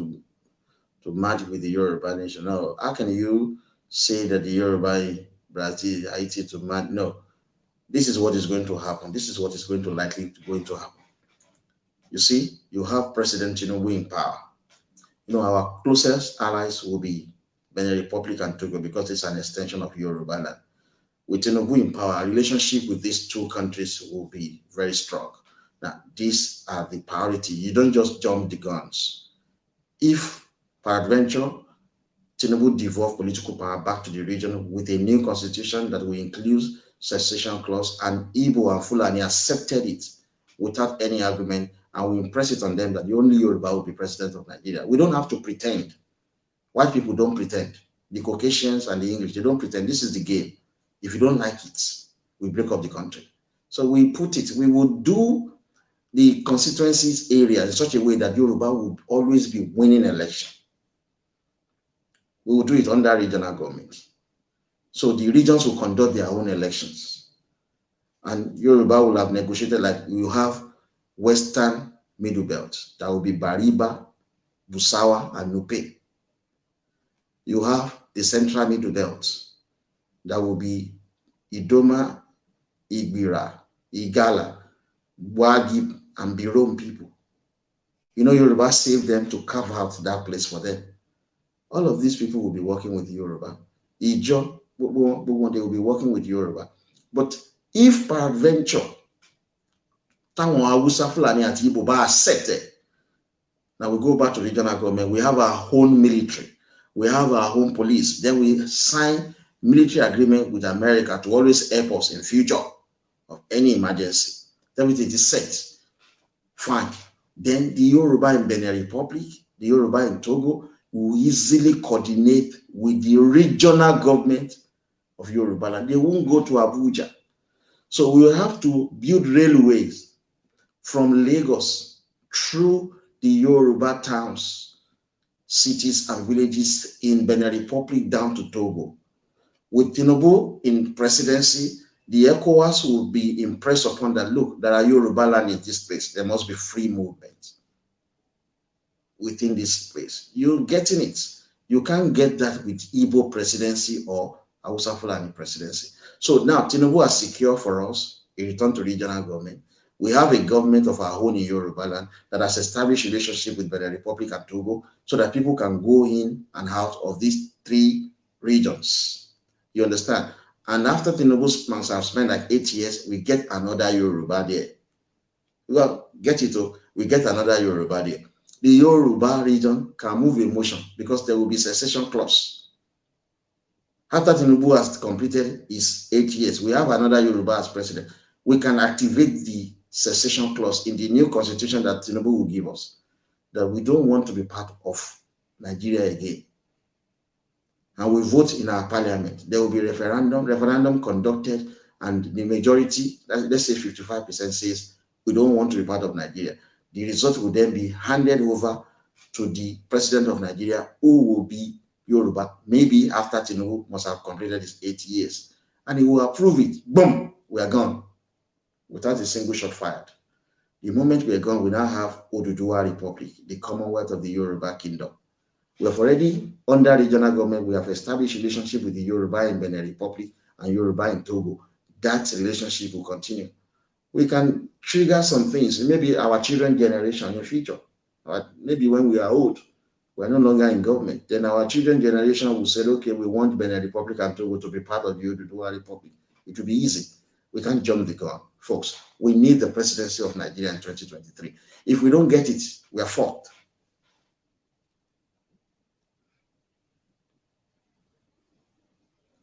Grandson, what will be the fate of the Igbo criminals in Yoruba land if the conservative comes to power? Igbo Masalolira. If the conservatives should get power in 2023, and by the special grace of God, Tinubu devolves power to the federating region. Now, if, for instance, we will formulate a policy to allow war to be built around our borders. Now, the moment we have a regional government, the premier or the prime minister of the Yoruba region can build a wall to stop the influx of foreigners into Yoruba land. It is the right of that government because we have our own constitution. We have a parliament. So we can choose to do anything. Igbo criminal will automatically fizzle out the moment we have a return to regional government. They will adjust themselves because one, Igbo criminals are Igbo that are working as police officers and military men in Yoruba land. They are doing crimes. And the ordinary Igbos with no education who just come into our space with nylon bag and bedroom slippers, they are doing crimes. All of them will be regulated under a regional government. So it will be natural. But there will be a lot of things to be done. But do you think all of this beautiful idea that I'm talking about, Igbo don't want it. Buhari don't want it. We're sitting around talking about it. Igbo are planning for how to assassinate Tinubu. Fulani are working with the English on how to stop Tinubu, even killing him with radioactive material. The Yoruba Libra are going to, you see, Babalawo Shogun. I want to Shogun le Yoruba, I'm Pentecostal Christian, no Shogun. One yifugo. One command fee Christianity boju. I want Pentecostal Christian. So the man say, yeah, I want Libra ma lo slave Babalawo lo Shogun. No, I want Libra ma lo sort of Pentecostal pastor. Wọ́n ṣe máa pa Tinubu. To that Pentecostal pastor gangan ni rí Babalawo. Bàbá ẹ̀ mo sọ fún yín wọ́n ṣe oògùn burúkú ju nǹkan mi lọ àwọn Pentecostal Christian. So gbogbo wọn lórí ìmọ̀ yẹn nìkan fún Ọlọ́run láti lọ́ra ẹ̀mí ẹ̀ dì sìn Odùduwà wà lẹ́yìn wa nìyẹn o tó lọ́ra ẹ̀mí Tinubu làwọn tó fẹ́ papọ̀ gan.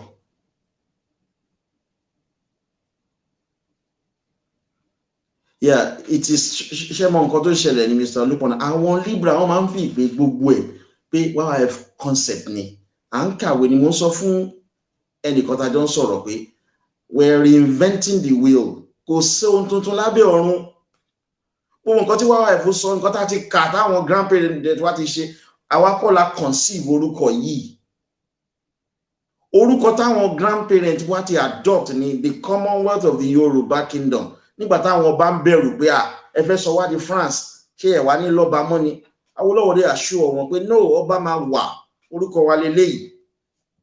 So àwọn ọmọ òfò àwọn tí ò kàwé Libra tó lọ ń pè wá ní Odùduwà wọn kàwé gan-an ṣebí constitution àgbé wa rí mo ṣe interpret ẹ̀ tó bá gbé fún Libra bó bá kà 100 times kò lè interpret ẹ̀.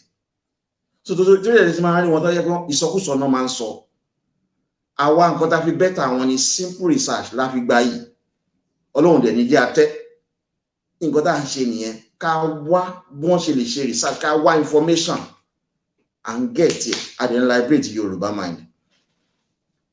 Wọ́n kàn wish wa ní evil ní àwọn Libra olófò ìgbà tọ́lọ́pàá arrest ní fún terrorism àwọn olùṣí wọ́n lọ celebrate ẹ̀ nígbà tán níbi tí mo jáde báyìí wọ́n ní ìwọ náà wò tí ò bá ṣọpẹ́lọpẹ́ Yankee tí ò bá ṣọpẹ́lọpẹ́ CIA tó yẹ pé àwọn Libra olófò kìtù ni mò ń tẹ̀lé kiri báyìí inú prison mi wà ń sìn náà àwọn olùṣí burúkú. Yeah, this is a very good question, Mr. Olumuyiwa Ogundeyi. What if Tinubu loses the forthcoming presidential election to the Liberal Party? If the election is not rigged, if the election is legitimate, he will have to accept the result. That is it. But if the election is rigged, obviously rigged, that you see that there will be war. So there's no, it's not written in gold. There's nothing that is guaranteed. We don't even know whether APC will grant him the ticket. We don't know. But he will have to walk through everything. He will have to. I have lost election before in this country. I haven't told you. I wanted to be councillor. I joined a political party. Only my ex-wife voted for me. Both of us were attending party because there's nothing we do weekends. We just do politics. You know, I influenced her in politics. Only her voted for me when we wanted to get the nomination for the party. But I wanted to see how these guys have been able to build their own nation so that I learned, I imbibed this. That was why I participated in that election. But I lost. That was my first election and I lost. Yeah,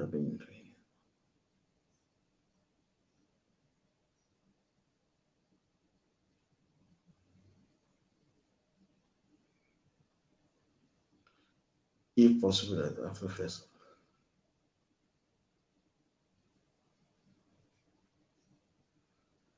No, I don't understand what you say, Mr. Taiwo Ajibola. You said, if possible, that after 1st of October,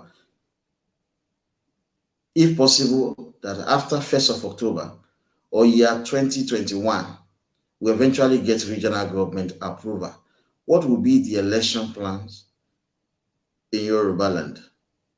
Okay, you imagine that Buhari might give you regional government. It will be interesting.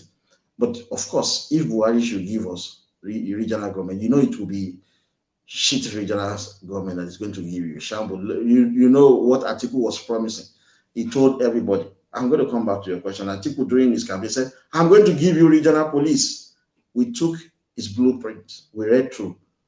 He said, I'm going to give you regional police, and the press were saying that the Yoruba Libra were jubilating. We took the blueprint. Why? We read everything because we read. That's why we're better than this Libra. We found out that the guy said he would not allow states to control weapons. How do you wish to give them state police without the control of weapons? You see, he just fooled them. Buhari cannot give you regional government. Regional government entails devolution of power to the region. So each region, that what it means is that all of us, Yoruba, Hausa, Fulani, and Igbo, we are not going to have the same educational system. We're not going to have the same healthcare system. We're not going to have the same transport system. We're not going to have the same infrastructure. We're not going to have the same police. We're not going to have the same military. We're not going to have the same custom. We will run our own civil service independent of the federal government. We're going to control our own court up to the Supreme Court. You think Fulani will give you that? That is independence for the Yoruba nation. We had all of this before. You see, when we were doing this is the constitution we're interpreting.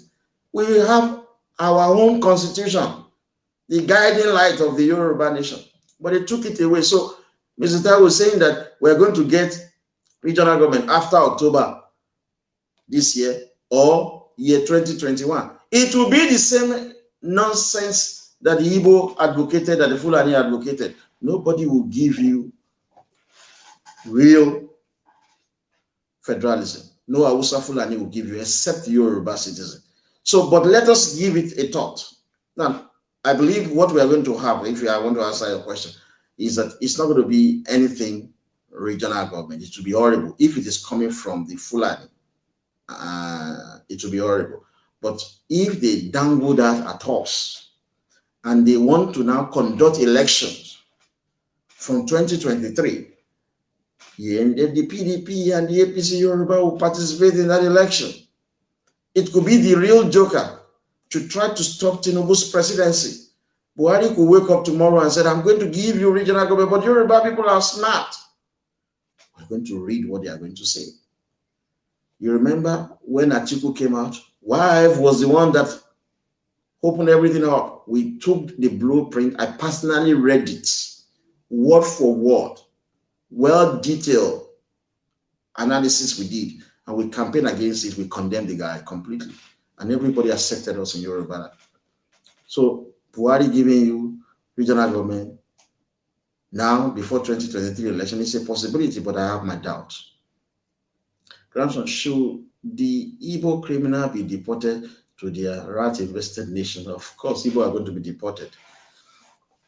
We're going to take their fingerprints. They will never come into our nation anymore. If you are arrested for any form of crime as foreigners, yeah, the English, they do it. They do it. That's why the idiot lady that is always making false allegations to the police, she wants me to be convicted so that I have a criminal record, so that I won't see my children, so that I might be deported. That's the reason why I've been arrested 8 times. But I've been very fortunate that I've got good lawyer, and I've not done what they have always alleged that I've done. That's why I have won every time I go to court, and I hope to win this new case as well. So anybody that has been convicted in Yoruba land that is not a Yoruba citizen, you are going to be deported. That is it. The English are always doing that. If you commit crime in their country, they send you back to your country. So that's going to be part of this.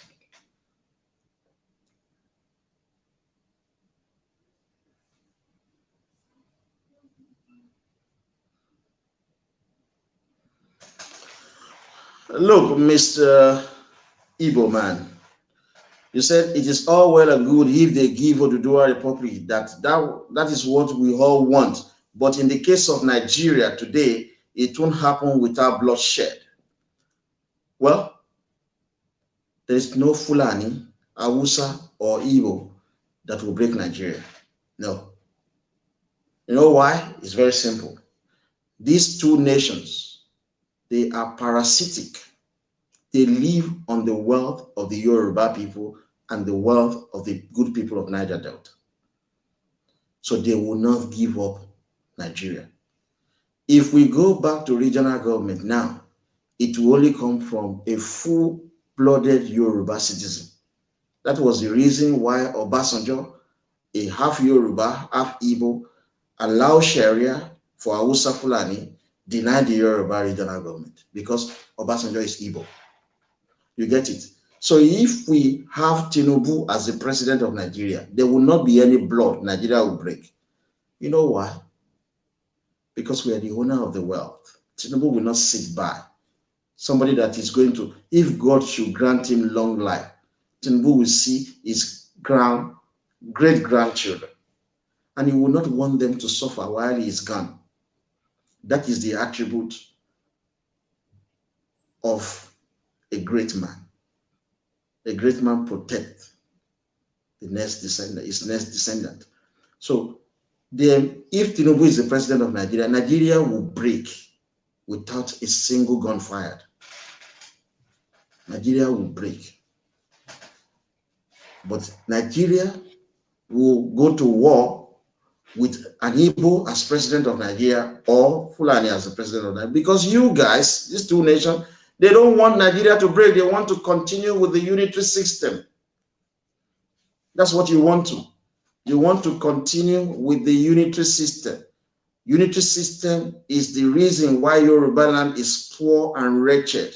Because the money that we have made in Yoruba land that should go into funding free healthcare for Yoruba people, free education for Yoruba people, job security for Yoruba people, security of lives and properties for Yoruba people, and then what else?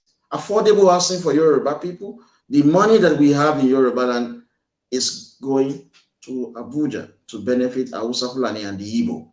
That is why you guys, under your presidency, Nigeria will face war before it can break.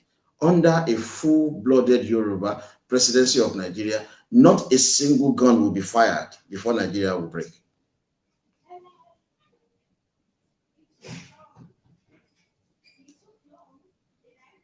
Thank you, Mike. This is what you should help us to do. Help us to remove this Igbo.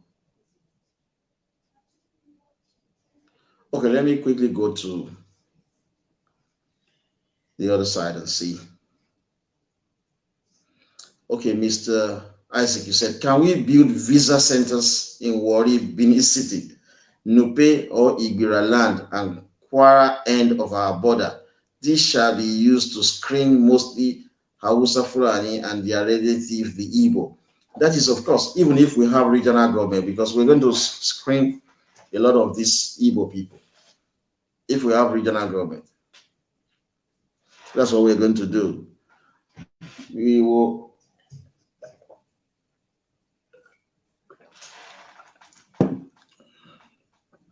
under regional government, for instance,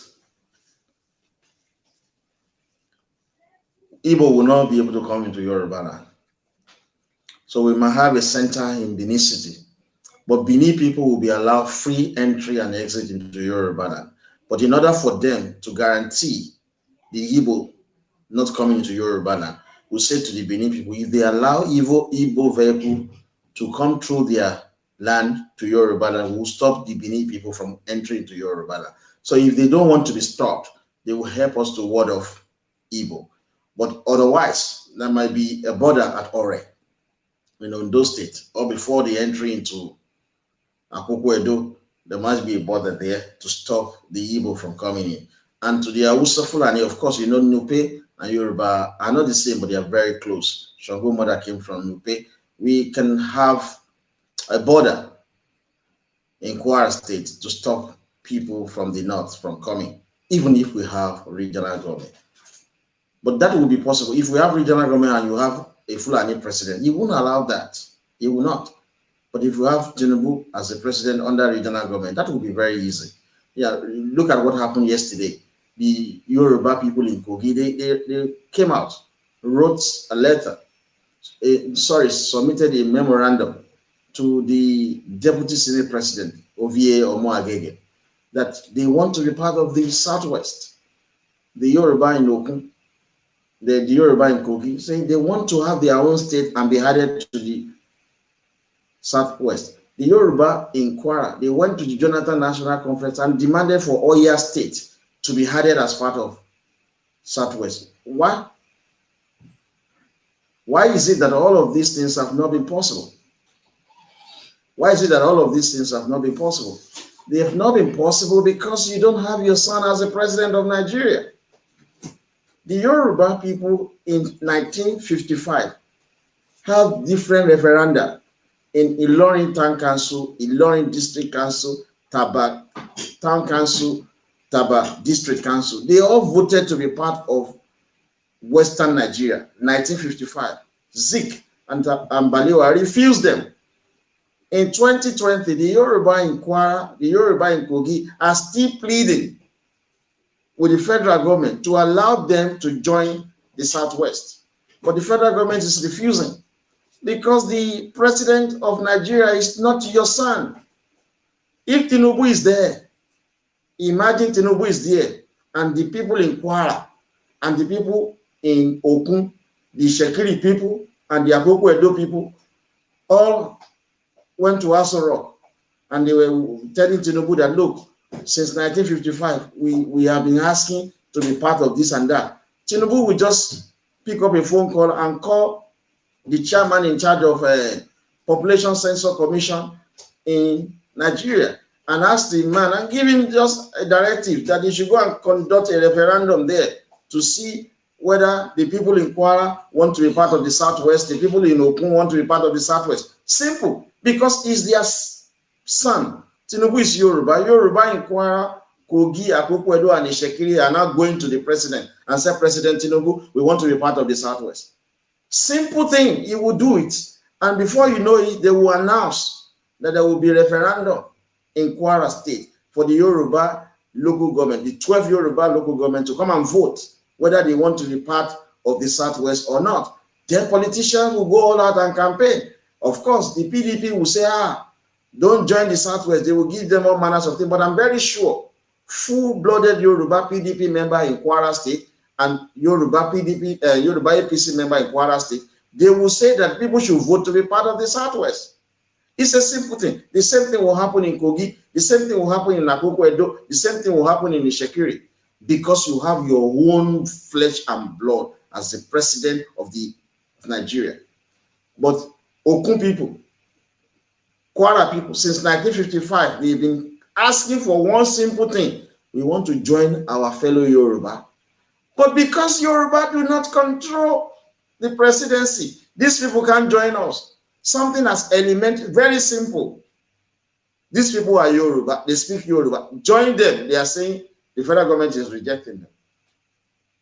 So you can see all of these guys. You can see.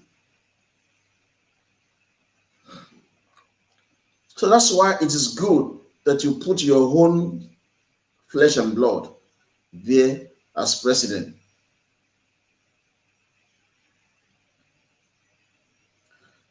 Okay, Mr. Oloshiomo Igbo, you write, what will happen to the Igbo illegal properties in Yoruba land? You know, some time ago we came up with the unexplained wealth order, which the Lagos State government adopted and the federal government also adopted. Now, I think that is how we're going to address that issue. Yeah, there's a lot of Igbo that have legitimate properties across our land, which is reasonable. Nothing will happen to their legitimate property, but it is the illegal properties that they have acquired that they will need to come and explain how they've acquired these, and where they cannot explain, we will appropriate this property, because we know a lot of them are involved in criminal activities.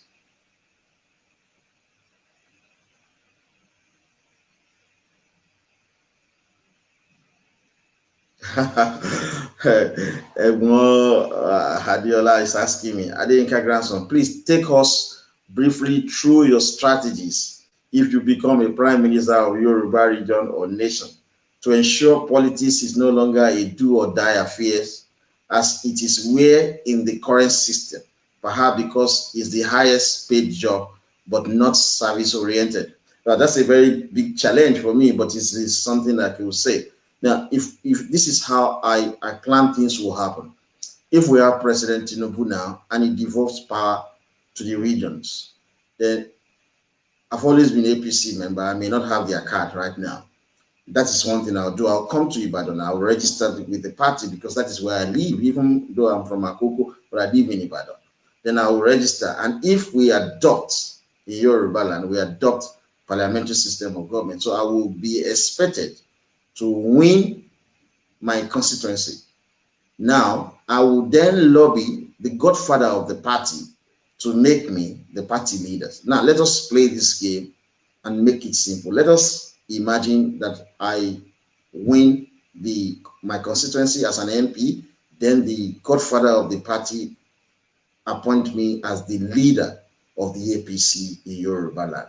So, and if APC peradventure won majority of the MP in Yoruba land, then our party would then form the government. So, because I'm the leader of the party, then I would then become the prime minister of the Yoruba region. See, it has always been very easy for me. People in Yoruba land should have 5 basic things: free and qualitative healthcare, free education up to university level, affordable housing, job security, and security of lives and property. But the most important is security of lives and property. So that is the police in Yoruba land. We assume that Tinubu will have devolved power to the region. So we are going to be controlling our home police. It will be called Yoruba Police Service. We're going to control our home military. It will be called Yoruba National Guard. Each provinces, which we now call states, we also have their home police. We have Yoruba Police Service, that is the regional police in Yoruba land. Each state will have their own police, that Lagos State Police Service, Oyo State Police Service. Each local government will have their own police, like Ibadan Southwest, we can call it community police in the local government. That is how it's going to be done. And when we have done this, we must have secured the entire Yoruba land because we're going to put Yoruba citizens there. Unlike what we have now, that Hausa, Fulani, and Igbo are policing Yoruba land, killing our people. So we will have secure security of life and property of the people. Now, how do we fund policing? For instance, it's very elementary. I think I've done something of that nature to show you. I'm talking about policing now. Yeah.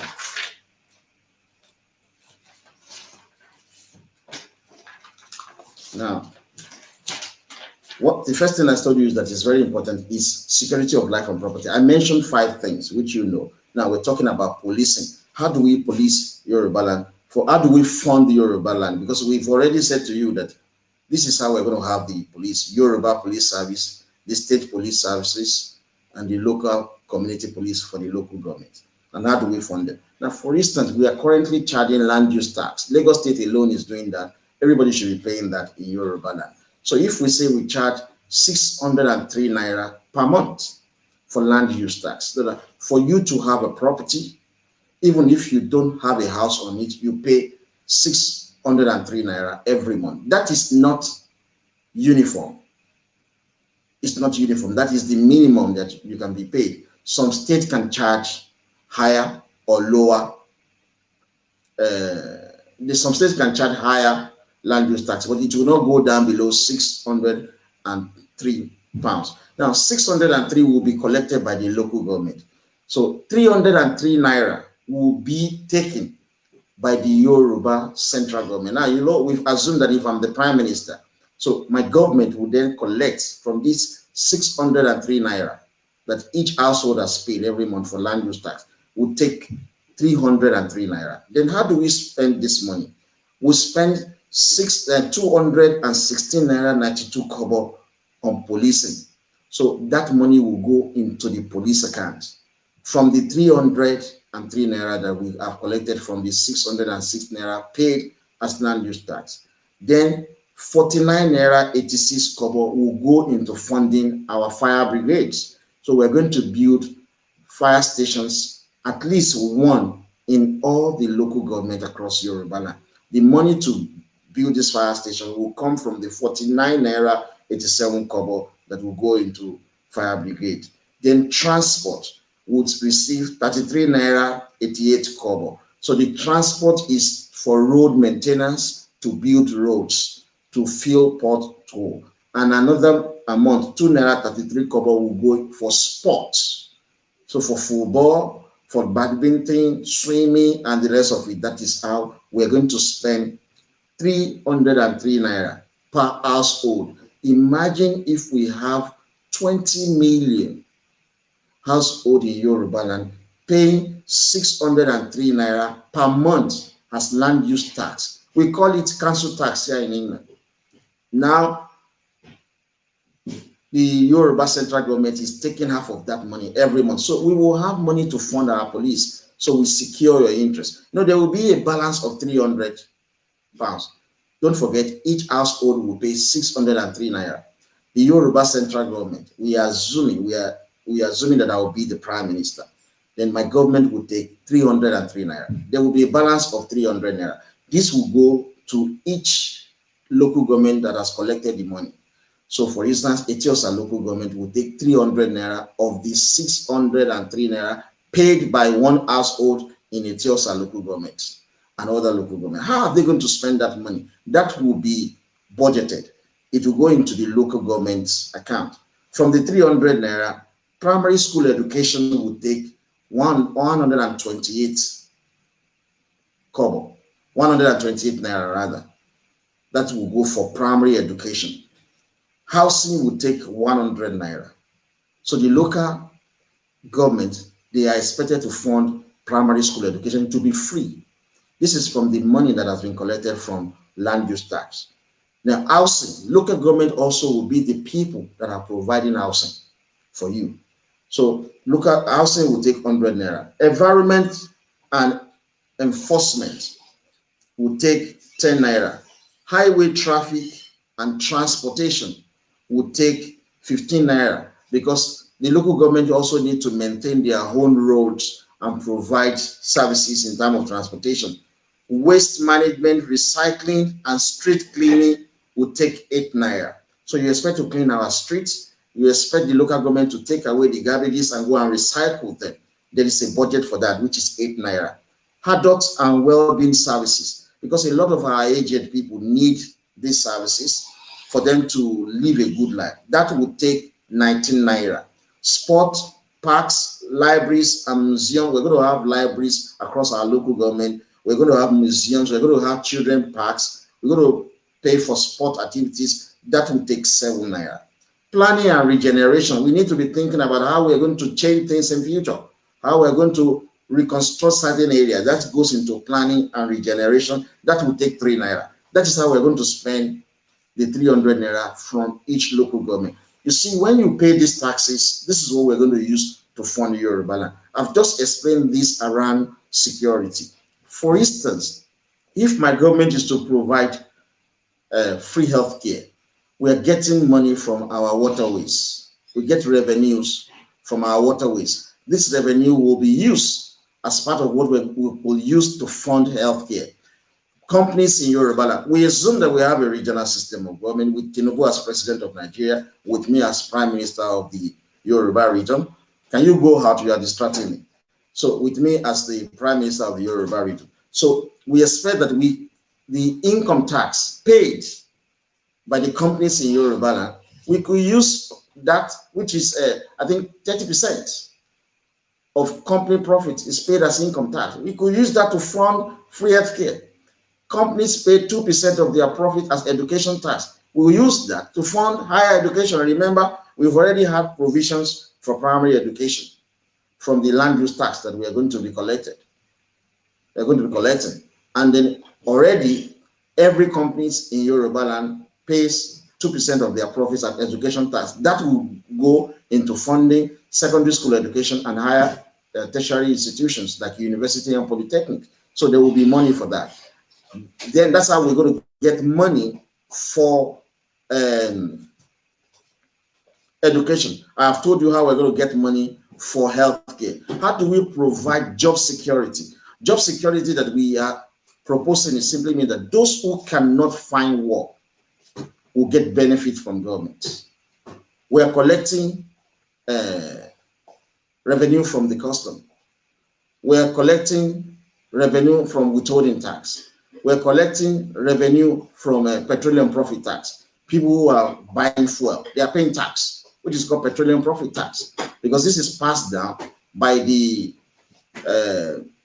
oil company into vehicles owners. So vehicles owners are actually paying tax. All of this, and the personal income tax of those who are working, personal income tax of those who are working, all of this will be collected together, and we use it for job security, to give people who are unemployed unemployment benefits, to give disabled people allowance, to pay for every child's feeding. No child will go hungry in Yoruba land if we assume the premiership of that beautiful nation. So that we have taxes to arrange for job security. Now, look at affordable housing.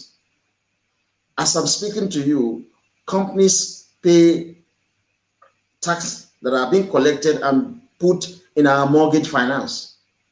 But this money are collected from the Yoruba region. But the mortgage finance are providing housing for Hausa, Fulani, and Igbo because the money goes to Abuja.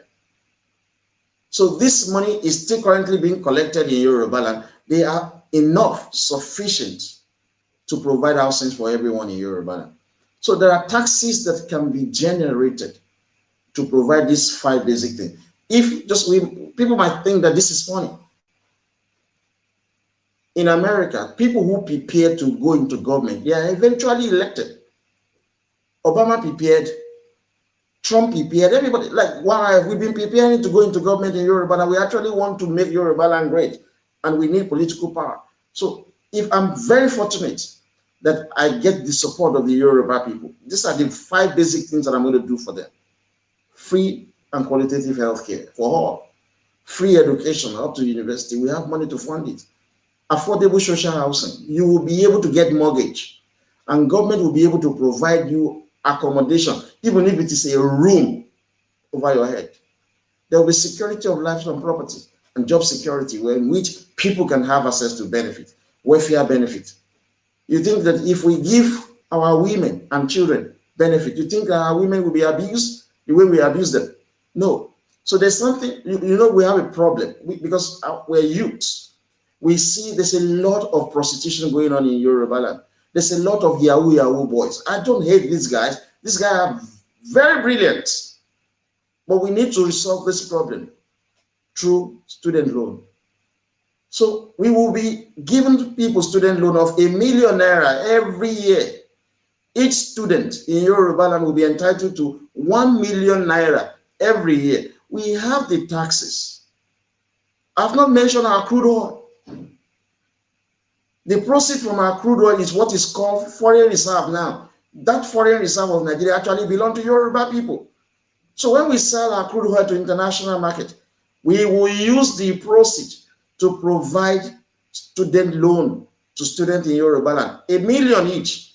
So a student will be entitled to ₦4 million over 4 years. They will pay it back when they start working without interest. So the moment they are employed, we start deducting 10% of their salary until they pay back the loan. So if we introduce student loan, Olosho will be gone, Yahoo will be gone, and the best of our children's brain will be channeled towards making Yoruba land great. So it's going to be a privilege for me. It's going to be the greatest honor for me to say that what we started doing, that people have looked down on us, that we will not be able to achieve our aims and objectives. And I just woke up one day and then I'm standing in front of the people. I'm being sworn in as the Prime Minister of Yoruba region or the Prime Minister of Oduduwa Republic. Believe you me, it will be a dream for all young Yoruba that they can actually invest their time, energy, and money into trying to make Yoruba land great, and it will be worthwhile for them. So we have a lot of policy. This is what separates us from the liberals. Liberals can talk, like this, they have nothing other than to look for people with brain and demonize them, try to destroy them. So you see, but it's not as if the current leadership in Yoruba land cannot do all of this. We're running unitary system. The taxes collected in Yoruba land, everything is going to Abuja. It is written in the constitution of Abdul Salam Abubakar. So when you put Tinubu as the president of Nigeria, it will do you good. It will change this evil system called unitary presidential system. It will destroy this 1999 constitution and do what is right. 1 second, guys.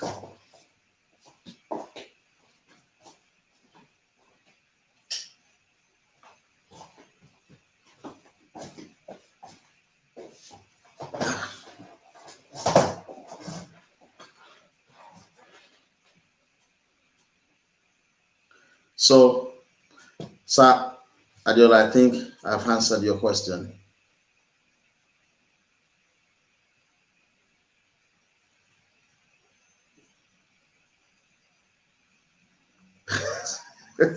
Somebody asked that, Adeyinka, how do we deal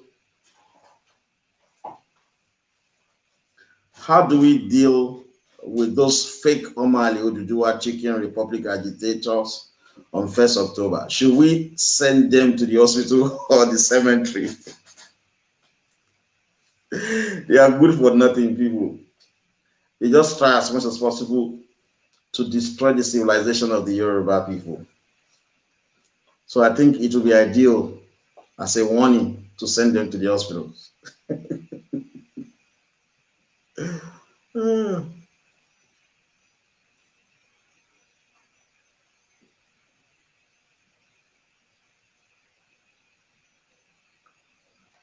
Okay, Mr. Isaac is asking me, he's saying that, Prime Minister, can all these bastard like this Yoruba, Igbo, or Yoruba, Hausa children join our security forces and intelligence services? Look, the Yoruba nation has a big problem, a huge problem. We have a lot of liberals that want to destroy the Yoruba nation. Because of what we have witnessed with what happened to Awolowo, what happened to Abiola, and how the Yoruba have always been destroying their own. For me, our intelligence services will have to be full-blooded Yoruba for the time being.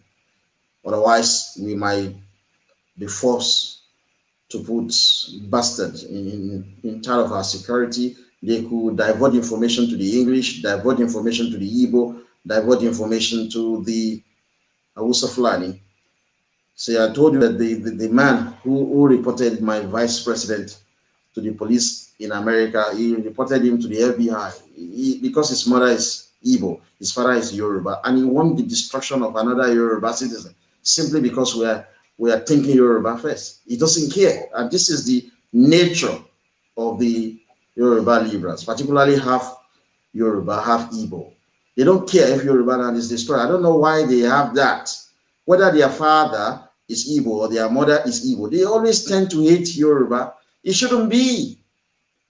It shouldn't be because you are half Yoruba, half Igbo. That doesn't give you the thinking that you're confused. You're not. If you have Yoruba blood in you, whether from your mother or from your father, and you live solely in Yoruba land, you are enjoying Yoruba land, your life is peaceful in Yoruba land, you are able to attain your full human potential in Yoruba land, logic dictates that you support the political interests of the Yoruba nation. But if you enjoy everything in our space, yet you do not, you want to undermine our freedom, you want to undermine our liberty, you deserve to be sent to the hospital, if you know what I mean. So folks, when we do this, you know, Aulo does this when he was alive, that's victory. But we bring in a new concept. When we do this, it means gun, organized violence, because that is what is going to end Nigeria if they will not allow Yoruba conservative to take the presidency 2023.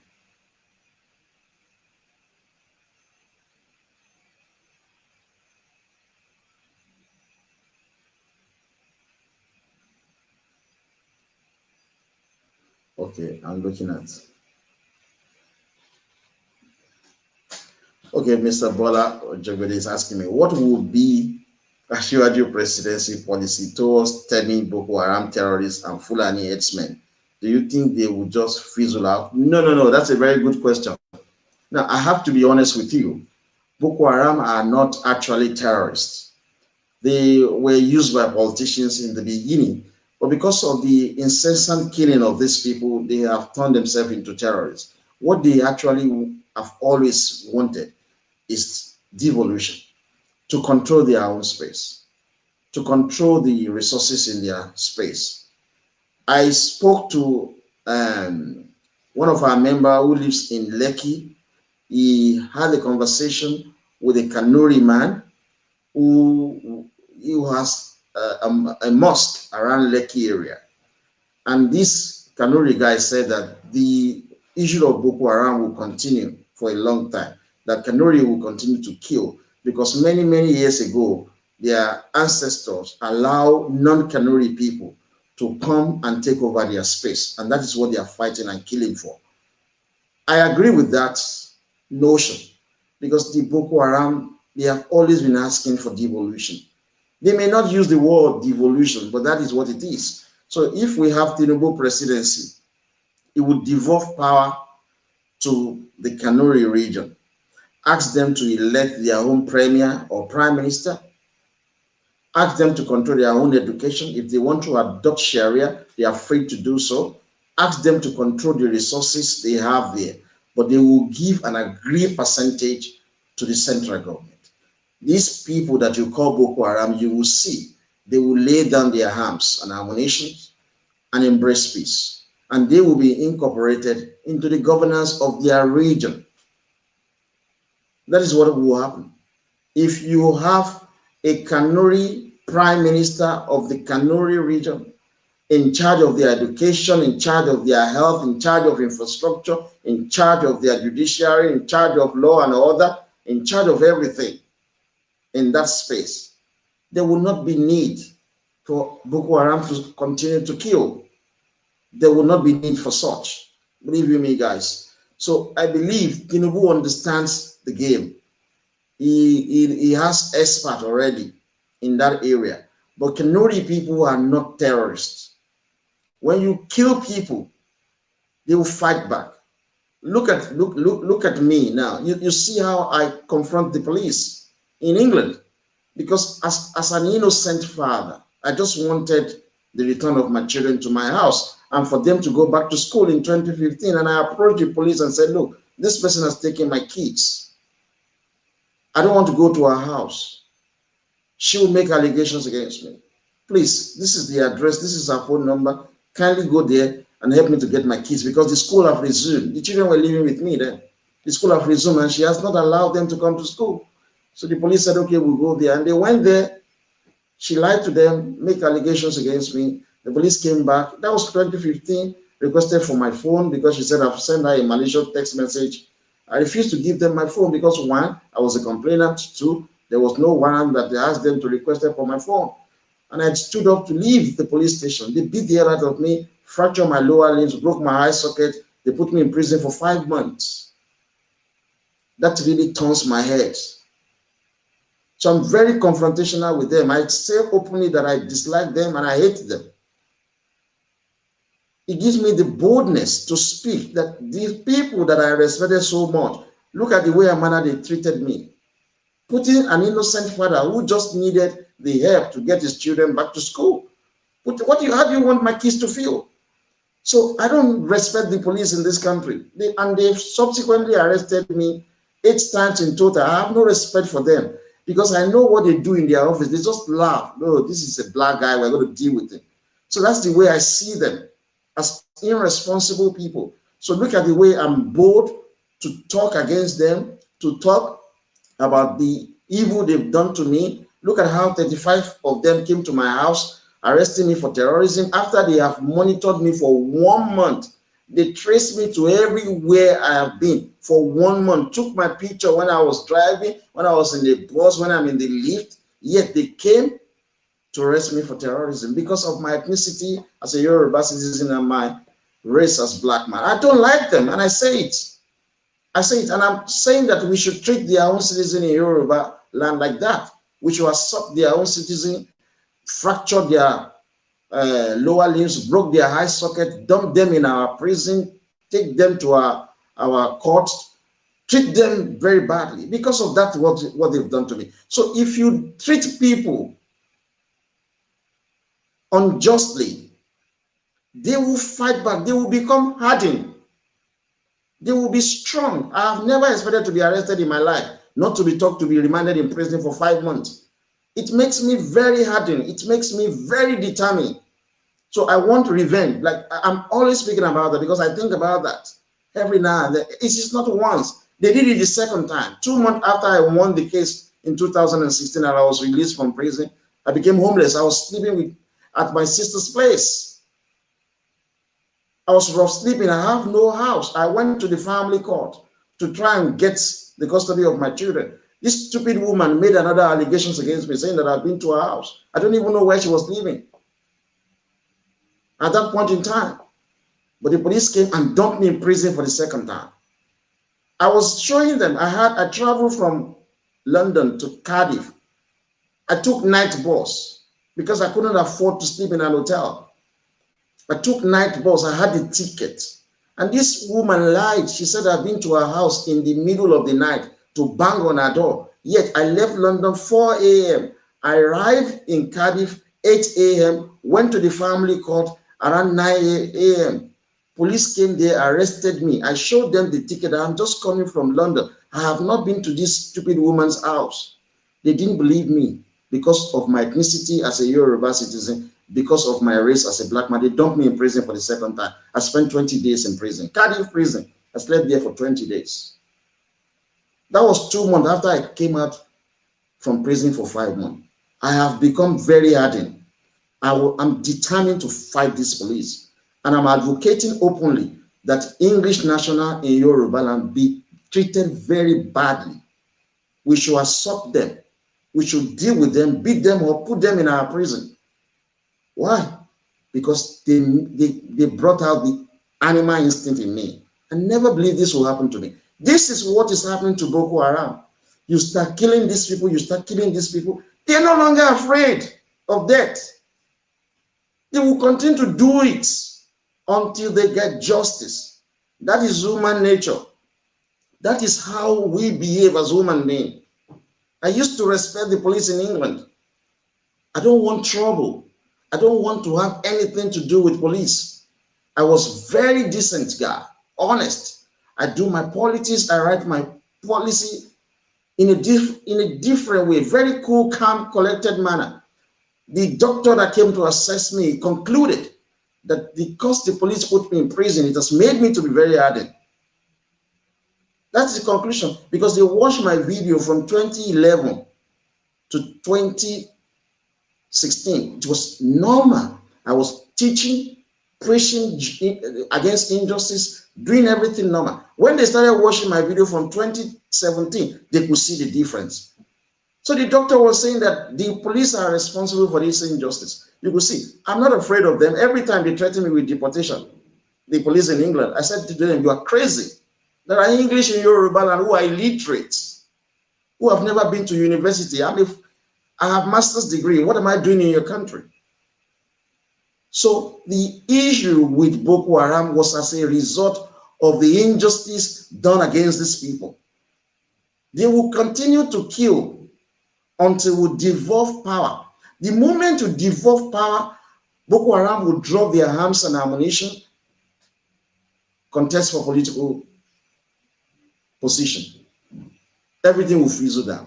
Nothing will be federal government control. Now, if we have crisis, it will be the problem of the Prime Minister of Kanuri land to deal with that. It will not be impacting on the entire Nigeria.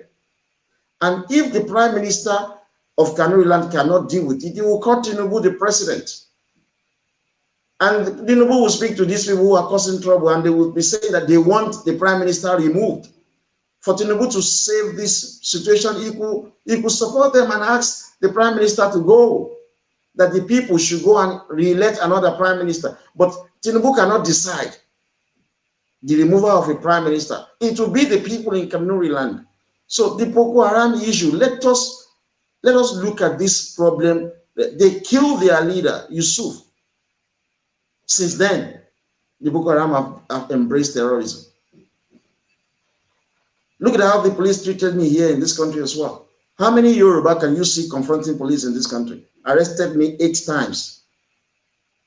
Took me to court 3 times, and I'm always winning them. Look at the way I talk down at them. I'm not scared of them. I see them, there's always anger in me. And they know, and I've written it and I've said it, that if you come to my house again on the allegation of this stupid woman again, I will not open the door. I was saying to the doctor. The doctor said, that means you will barricade your flat. Yes, I don't want them to come. And I've been very clear that I want to leave the country. The police have been irresponsible, stressing my life. How can you arrest a man for 8 times? They should be ashamed of themselves. They are actually the racists, because I don't like to call anybody racist. We are practicing self-preservation. But during the Stephen Lawrence murder trial that was killed, the black guy that was killed many years ago by English white youths, the police covered up the case. So there was an inquiry.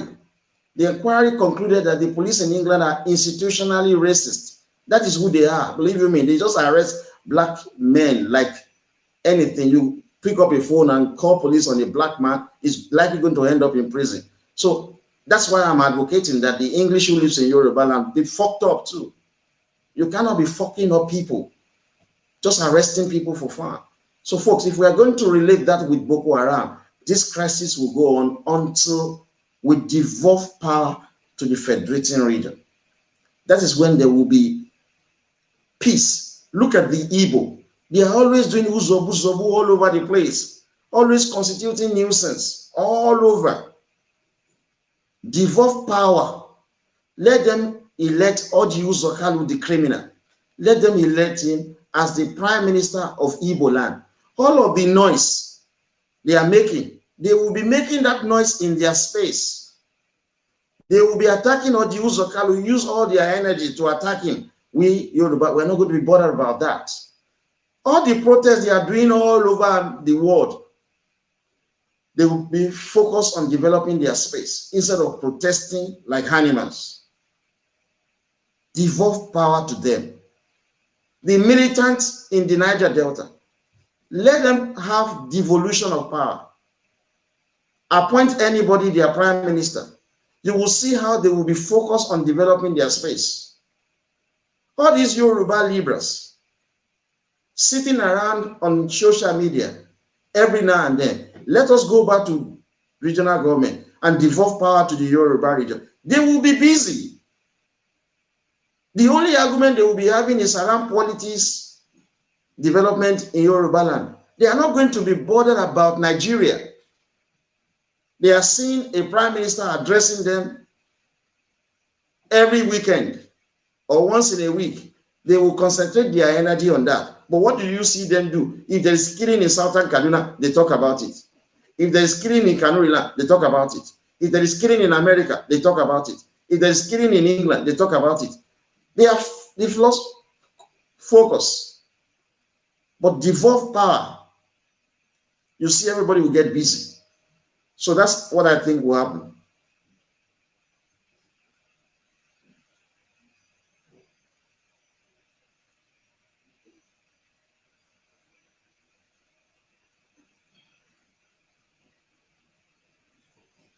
Okay, sir. Okay, I'm going to rest. We've almost done 4 hours. Thank you so much. Okay, I'm going to rest now.